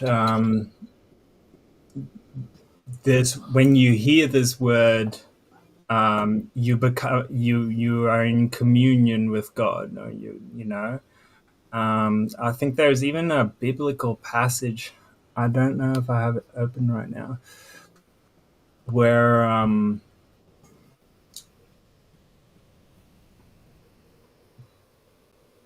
You're still there, aren't you? yeah. I'm just spacing out a little bit. You've finally gone into a world of fantasy where you have finally had your imagination flared by this awesome subject that was just presented to you. Now, have you ever heard the wisdom of Solomon? by Philo of Alexandria? I've been sort of like looking into that tonight a bit, actually. Yeah. Not that. That's actually something right there that gets really deep into a lot of the older uh, Freemason beliefs.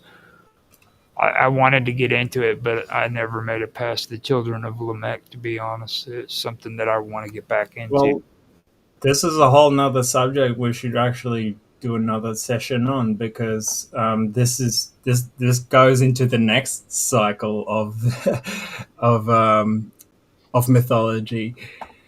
Harem Habif, the key of Solomon, and the key of Solomon was this word, right? And from memory, he split the word up and gave it to one person and another, and he couldn't say it unless he was in the presence of both of these kings. Mm-hmm. And that was the lost word. But so like these what do you call them, ruffians came up and killed him, Harem Abif. Mm-hmm. And they wanted to get the word out of him. Now ask yourself, what is this word? Why is this word so important, right? It's actually a method of achieving enlightenment. It's a method of achieving a state of consciousness that that is considered the word of God, or the Christos. Okay, Mm-hmm. and that's the missing key of so. I'd like to. You speak for a little bit, Roger. Okay. Now, I think you're onto some good paths there, and this actually goes back to kind of what we were talking about earlier about kingship. Okay, the concept of divine kingship, where a king is seen as the intermediary between the divine, between the gods and humans. Now, this right here is like something that is all through the Greek and the Semitic traditions. You'll see it all over the place. You'll also see it in you'll see it in the not the Rose. I keep wanting to say Rosicrucians, and it's the Freemasons, but you'll also see it in Freemason beliefs too. If you take a look at the Greek mythology, okay, and you look at gods like Zeus and Apollo, and how they had supreme authority, then you take a look at the Canaanites and the Phoenician cultures, where Baal and El had dominance over the world. Okay, that's something else that you see right there when you, or at least I did. You'll see that like with these deities in the Greek mythology, Zeus and Apollo, they were the supreme authority, the rulers over everything. And the Canaanites and the Phoenician cultures, with them, Baal and El had dominion over the worlds and like all the affairs that take place here on the earth. Then you turn around and you look at freaking Judaism, and right there you find out about God's sovereignty. You know what I mean? And a lot of people don't understand that word, like God's sovereignty, and it's central. Usually it's central in terms of, like Yahweh being the ruler over the cosmos, and then through the kings. he was still seen as God's earthly representative, basically. You know what I mean? So when you looked at these kings, you saw freaking God's representative, and that was passed on, and that's where all this started, was from this ball cycle and from the battle between Marduk and Tiamat. I don't. Well, I guess you could even put Osiris and Seth into it, couldn't you? No, because that's duality. Like neither one of them actually win. Like I think it's, each day they. you've got to go across a broad stream of things there.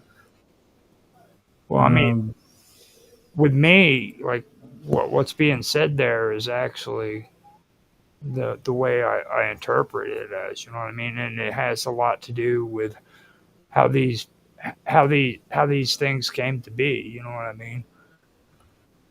And like earlier when you guys were talking about, you know, we have to think about like what's actually going on in the world.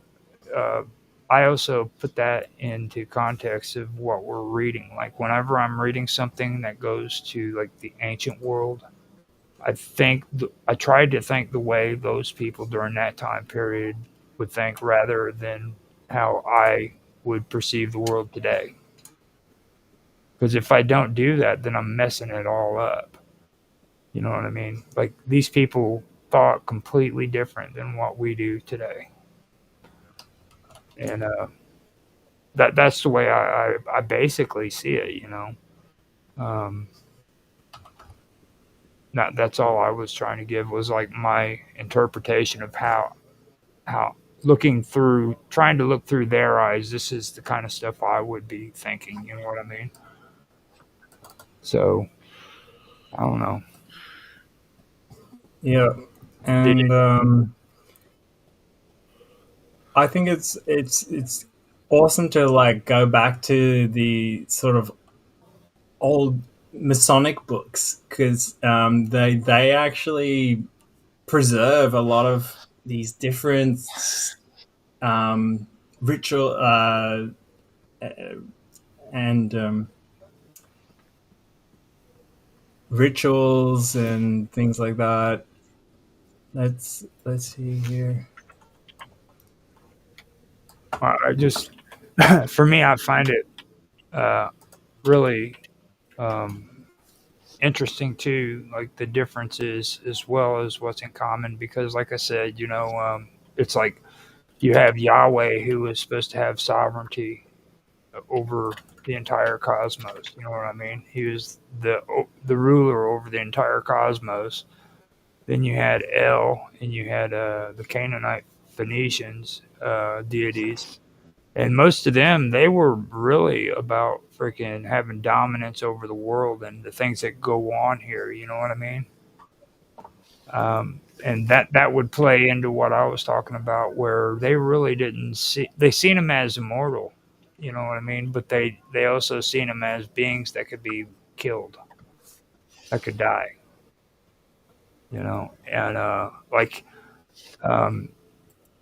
Yahweh doesn't need your offerings. You know what I'm saying? But their deities actually fed off of the offerings that were given to them. You know what I mean? That was their nourishment.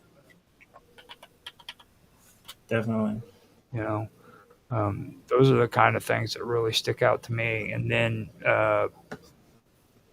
all through this, kingship started being developed. You know what I mean? Kings were being defined as the intermediates between humans and the divine. And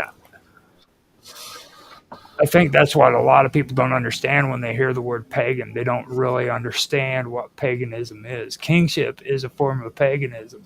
You know that, right? Okay, so the word pagan, what I don't want to hear all this. it just means other, really, doesn't it? What does pagan mean to you?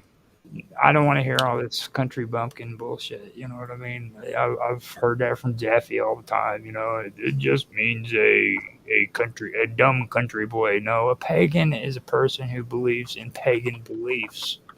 Period. You know what I mean? But there's no actual religion called paganism. Pagan is just like those guys, you know. Yeah. Exactly. Yeah. Those guys. There's no actual religion called pagan. Well, they're trying to put a pagan religion together, actually. They do have people who are trying to kind of do that, but I think they have a disagreement on what paganism really is, you know. But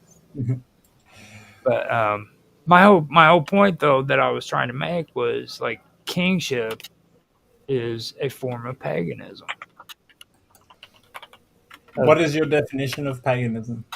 Paganism is believing in a belief system that has to do with nature. It has to do with animism. It has to do with believing that the earth actually has a soul. Trees have a soul. Animals have a soul.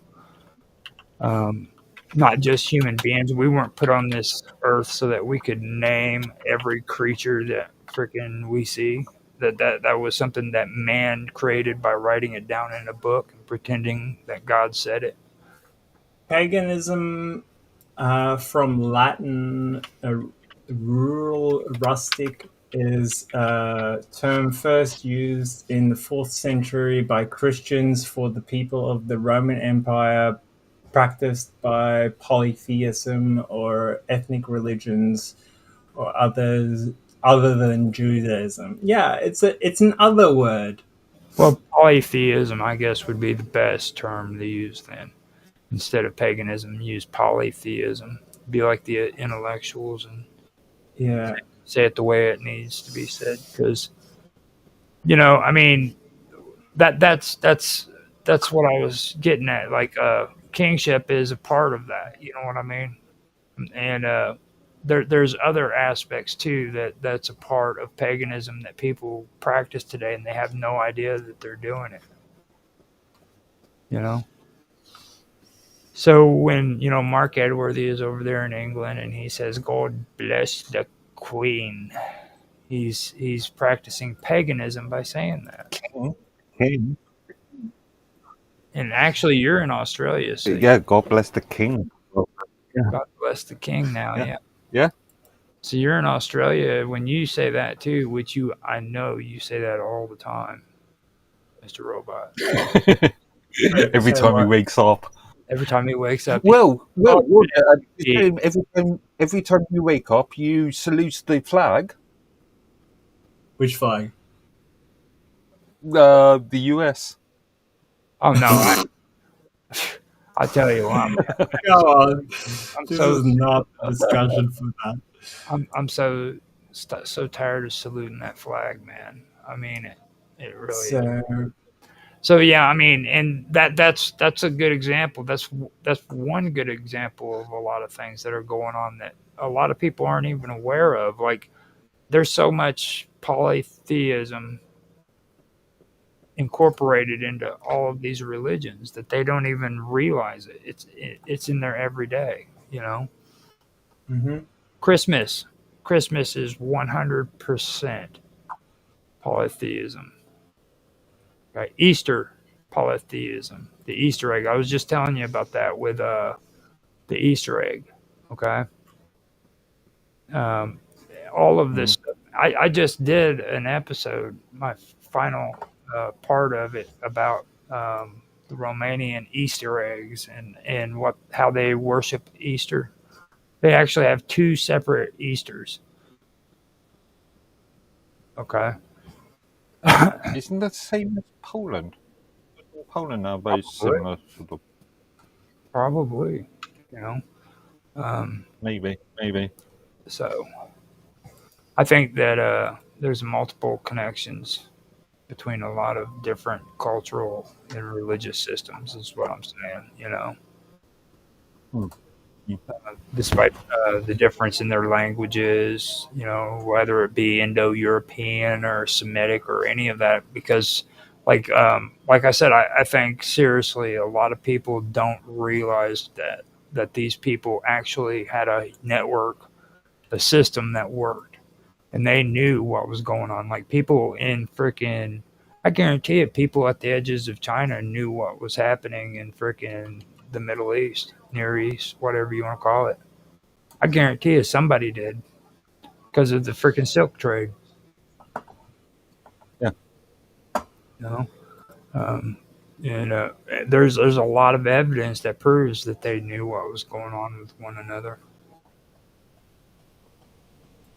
And of course, with that, you'll have the same or kind of a mix of religions and mythologies and stuff. So I don't know. I'll shut up now. Well, Are you? yeah. Um, I think it comes down back to this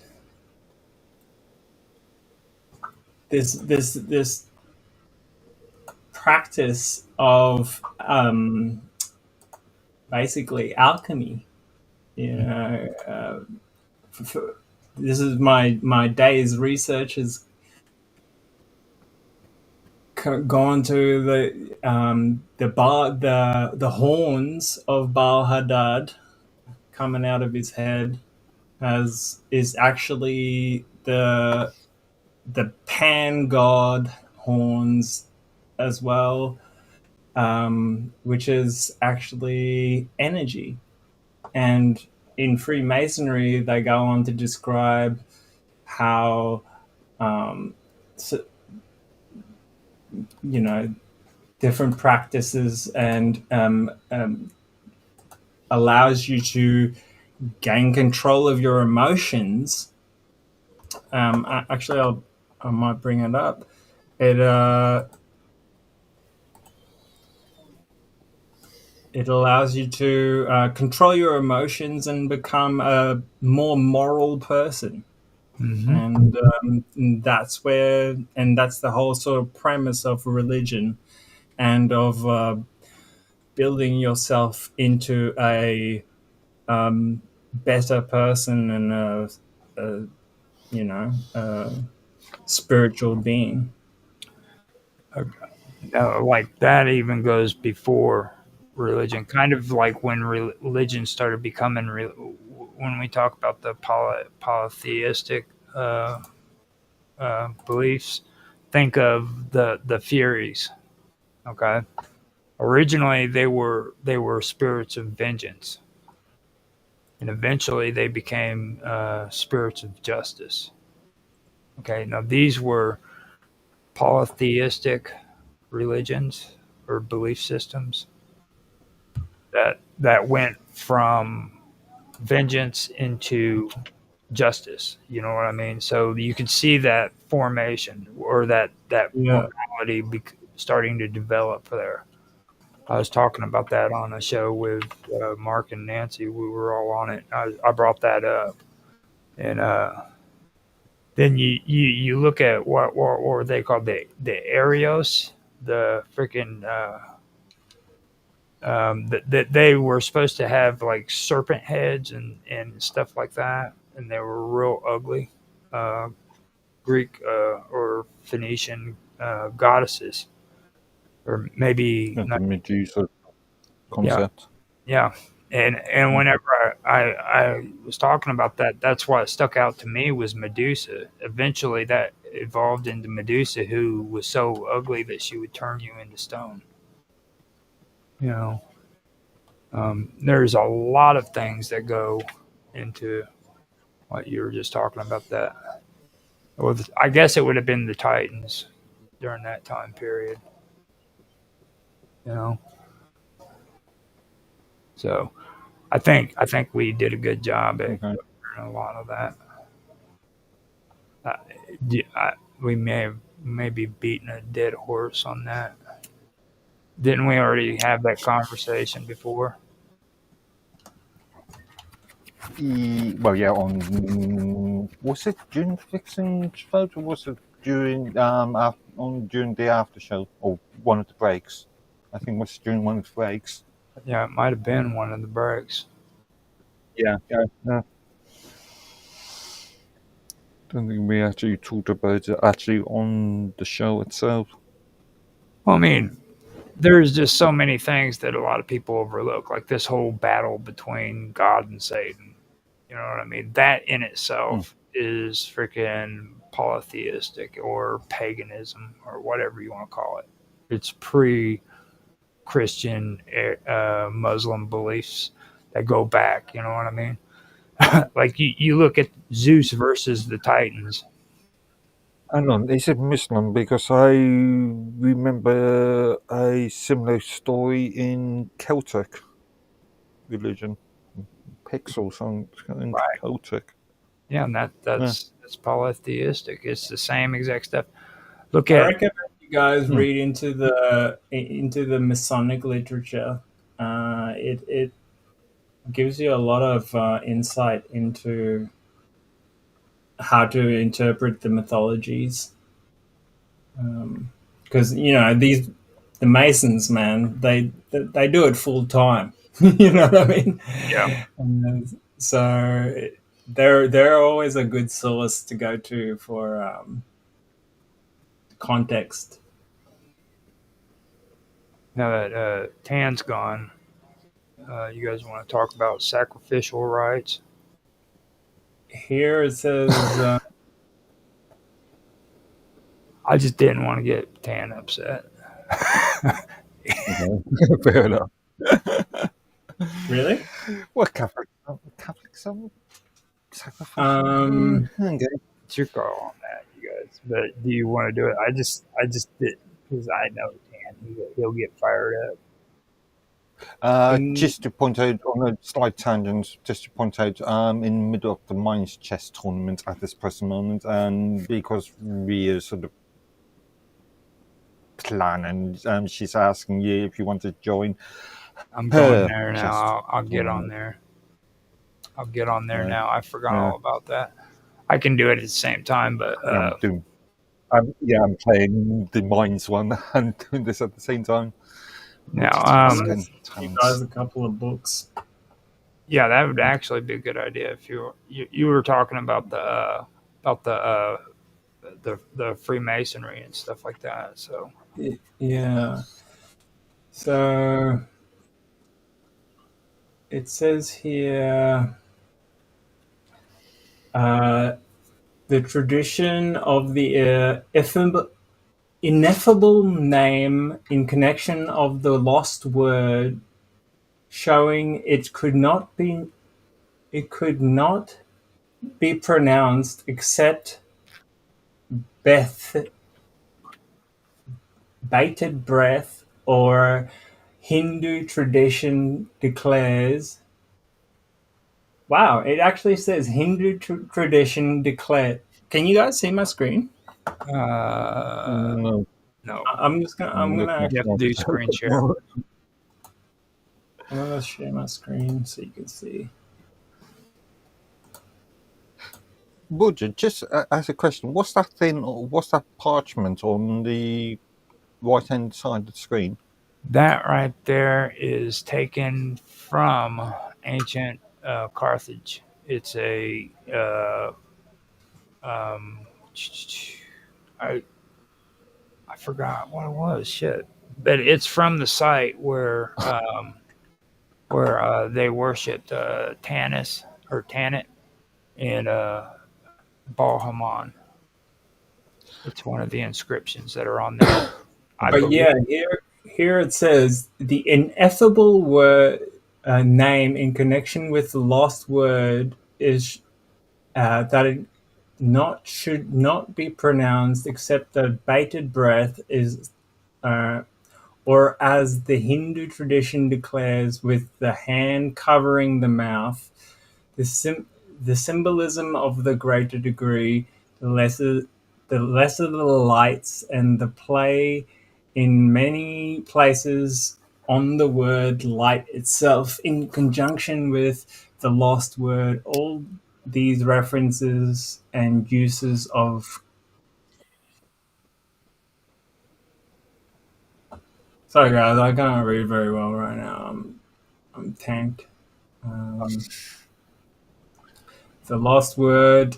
All these references uses constitute the complicated symbolism working in and on toward a common center or glyph, which taken in conjunction with building and restoration of the temple constitute the secret symbolism of masonry and illustrate the whole process of initiation. What real initiation is has been outlined in a sorry, there's another section I wanted to show you. Now, But this is a really interesting book. It does cover a lot of what we're talking about.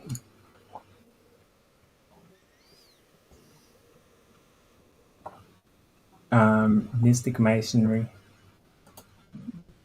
no, I thought it was all supposed to be Mystic Masonry.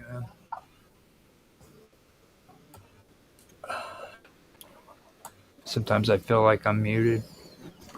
I forgot I lost my train of thought. You're getting tired. Okay. We were talking about what? Hermabeth? Or what were we Yeah. talking about?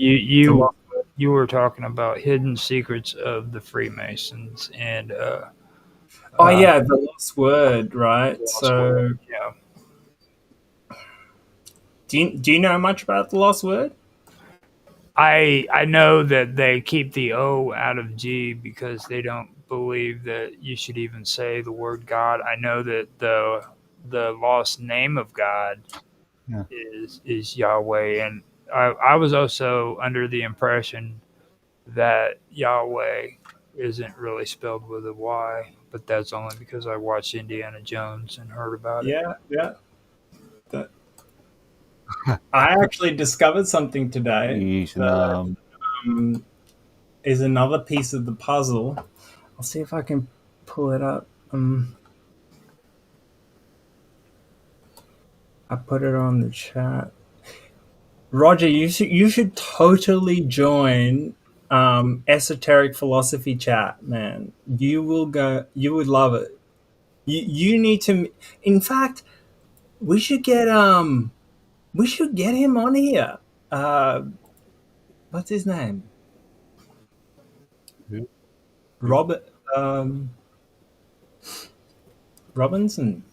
Robinson? Robinson, yeah, he's a Mason. He's a master Mason actually, and he'd be willing to come on here for sure. I reckon. Well, He started his own chapter, his own he started his own Masonic chapter of mystic Freemasonry. I know. Now, this is our last episode for the season of Ancient Mysteries, but like I said, I'm wanting to start up my new series on the Praetorian. It's going to be called Untethered. And if you want, man, we could set something up with them to come in and talk about masonry and stuff. Man, we can go deep. I reckon we're just getting started. Yeah. That would be a great idea. Now, have you ever read into the Children of Lamech? Of what? The Children of Lamech. Lamech. Lamech. Lamech. No. Now, Can you tell me what it is? Lamech is one of the children or the grandchildren of Noah, and when you get into Lamech, you start finding out about the craftsman's tools and how. Oh yeah. Okay. It takes you into the pillars and what the pillars on the Freemasons mean. This is the old Mason beliefs before they got real popular and started doing Hiram Abiff. Well, not really. Hiram Abiff was a part of the story, but it wasn't the main theme. You know what I mean? This was back when they believed that the staff that Moses carried was actually made from wood off of the tree of life when the Garden of Eden was there, and then after that, it was used as wood for the ark. No, for Noah's Ark, and then from there it transformed into the staff that Moses had, and then what's his name, that Roman that stabbed Jesus in the. And then it became the rod of Aaron after that. Okay, yeah. Well, that's basically what that's all about, and eventually, like they had their whole traditions into that, and the children of Lamech was about it. Was related to all that. So Crafters, builders. Interesting. you know, so that's something that stuck out to me whenever I heard you saying that stuff. So I really get into that. That's the only reason why I like that old TV show Grimm. I think we should start a whole new thing on this whole topic. I'd love to explore it really deep, and we can bring him on, and he can explain stuff to us. That'd be really cool. Well, I've been doing old footage that I had, and redoing the videos. I've been calling those Esoteric Agenda, and I could make that into a live stream if you wanted to do that. Call the show Esoteric Agenda. Do live streams as well as uploads, because I go through and I edit as well. You know what I mean? I don't just do live streams. So I'll leave the naming up to you, man. it's a thought, because I've got to come up with new episodes to take the place of Ancient Mysteries and Strange Stories. I'm gonna keep WoW going. That WoW Talk's just gonna keep on going until hell freezes over. That's gonna be that's gonna be the main place where everybody gets on and talk if they want to come on to the show and talk. But the rest of them, I'm only gonna do like a video series. You know, a certain amount of streams, and then switch to another topic. So I'm really keen to do this deep dives into these ancient mysteries, because there's a lot here.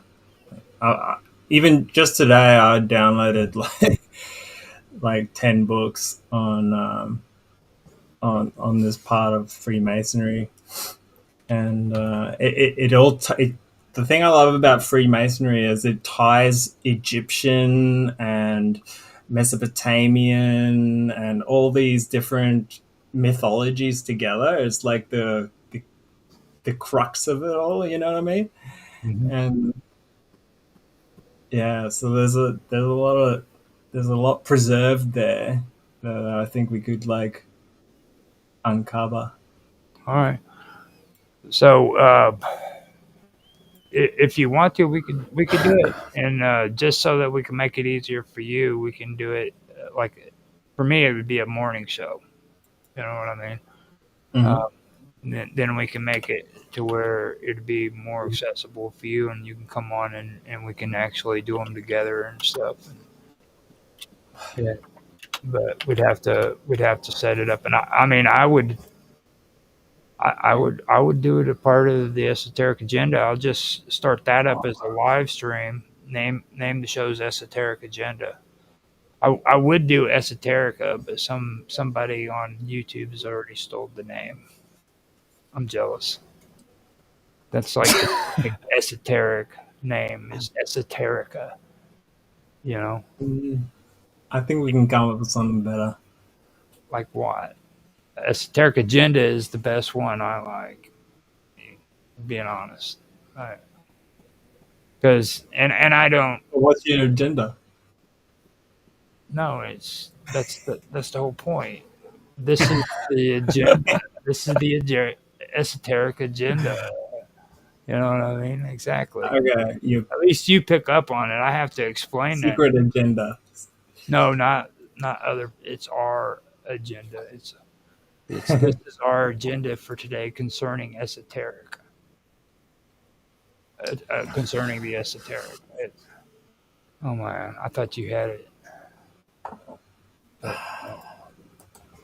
So It'll reveal itself. I think we're done good. We've come to 2 hours and 50 minutes. So before we go, man, you guys tell everybody how they can contact you so that we can end this, because I think we've pretty much covered everything. And that's it from me. I just want to say that, yeah, there's this thing about the lost word is a mystery that I really want to fucking discuss, and I think we need to do another one on that. I agree. Now on the lost words too, that's something that I do want to do.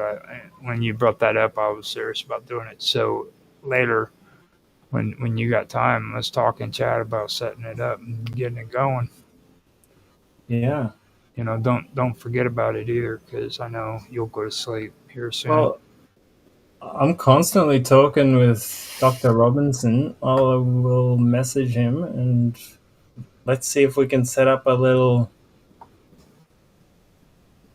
You know, I don't even know how we tackle something so big. It's a huge topic. Tell him that we want to interview him. Oh yeah, that would be good. Ask him if he wants to do an interview for us, and we'll, No, yeah, cool. All right. you know, and we'll get him on. Sorry, Mr. Wilbur, you called him Doctor. You called him Doctor Johnson. Warbleson, sorry. Doctor Johnson. What is his doctorate in? Not sure. Or is it a Not medical doctor. tissue? I think Okay. doctor. He's a master of his Yes. craft. Put it that way.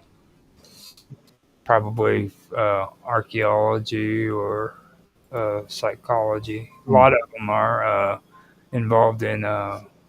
We'll find out. Yeah. So, But yeah. so let everybody know how they can find you, Mr. Robot. You can find me on Rumble if you look up Hacker Radio, or you can find us on Element under Hack Planet. You can find us on Minds Community, Minds Hub. There's lots of places on Element that we hang out on. I feel like we should like screen share and maybe show them how to do it. Can you see? Can you see my? Probably not in this stream. Probably not, because that goes into a lot of complications. Yeah, I can. Yeah, that. This is a support So you stream. guys can't see my screen? Yeah. Yeah, I can see your screen. Okay. You're missing the point. So you guys can see not a here. support This is basically mine Element. Okay. These are the communities we're a part of. When you actually go into this nature and culture one, this is the one we're building out right now. I recommend you guys join. Nature and culture has like Bible history, all sorts of stuff. Different types of history, ancient history, Middle Asia, blah, blah, blah. But it also branches off into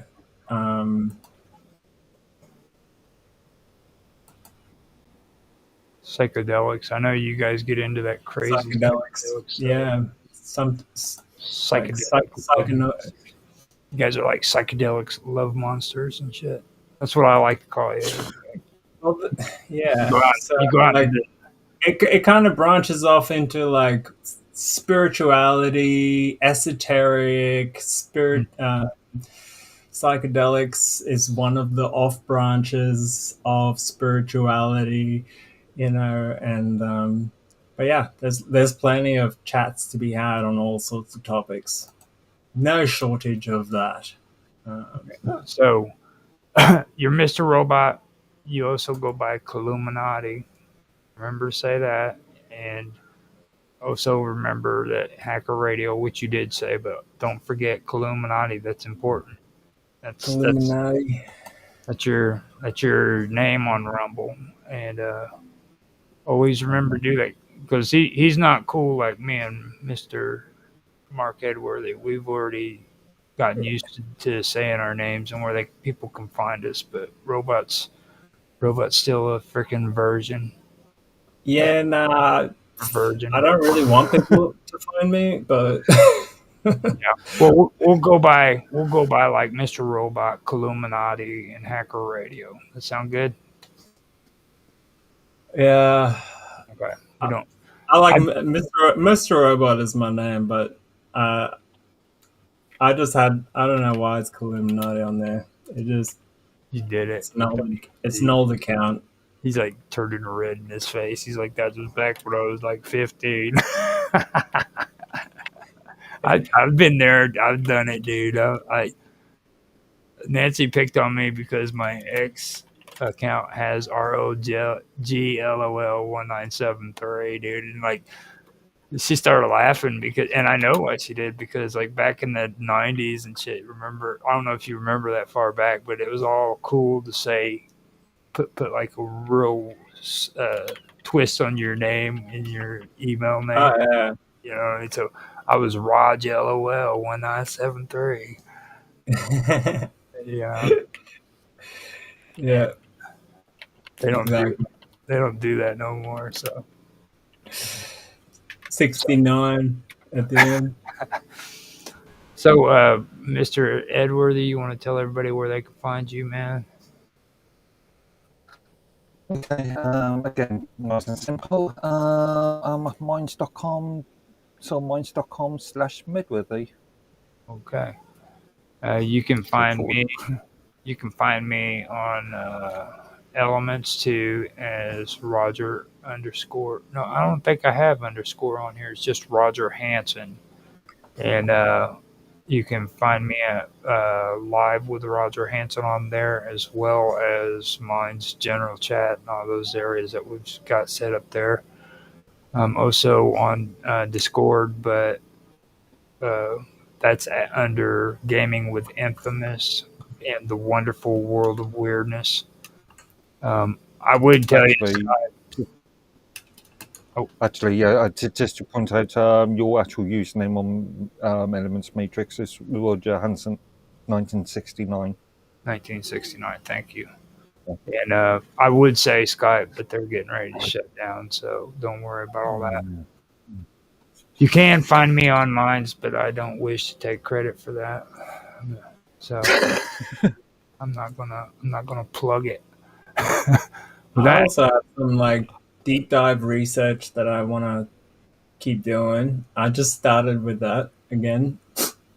Okay. I think whenever I can't get a hold of you guys, I'll just keep going with that and just I want to just like read texts and like do like source information and show people how to do research in this kind of field, you know, like how I kind of want to get people used to how I go about doing my research.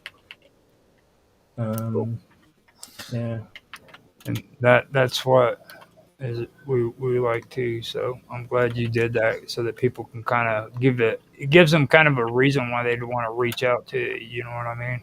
like you're into this stuff. Yeah, basically, I just want to get other people interested so they can start researching for themselves. Because a lot of people just share stuff. They share without reading. You know what I mean? And like I want people that dig rather than share. You know, I want more diggers that get into the text and Sounds come good. talk to us. You know, and we can have discussions about it. Okay, so we are now at 3 hours. I think this is the time that we say goodbye. And I want to thank all of you guys for showing up, and thank Tan for showing up too. With that, I am going to go ahead and end it. I'm gonna stop the stream, but I'll keep it running so that I don't like break everybody off. All right. Okay. And I will see you guys later. Hope you enjoyed. Thanks, guys. That was